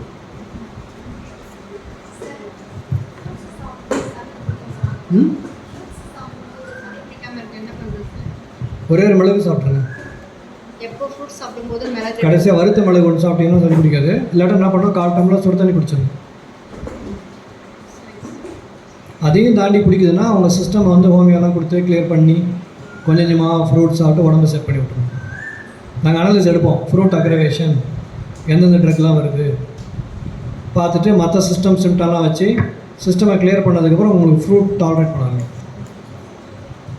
ஸ்பவுட்ஸ்லாம் வந்து சளி பிடிக்காது. ஸ்பவுட்ஸ்லாம் சளி பிடிக்காது. பிடிக்கிறவங்க அதை அவாய்ட் பண்ணிடணும். அவ்வளோதான். எல்லாமே ஒரு ஸ்பூன் ஃபஸ்ட்டு என்ன பண்ணுறதுன்னு பாருங்கள். டெஸ்டிங் தான், அந்ததோட வித்தியாசமாக இருக்குங்க. இதெல்லாம் ஜென்ரல் ஐடியா கொடுக்கப்பட்டிருக்கு. அதை வச்சு நீங்கள் வந்து மாடிஃபை பண்ணிக்கணும். உங்கள் உடம்பு என்ன சொல்லுது நம்மளுக்கு தெரியணும்.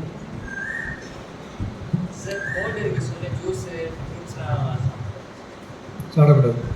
அதுக்கு பதிலாக அதுதான் ரீப்ளேஸ்மெண்ட்டாக வேறு சாப்பிடும். ரைஸ் கஞ்சி, ரசம் கஞ்சி, வெஜிடபிள் சூப். ரைட்.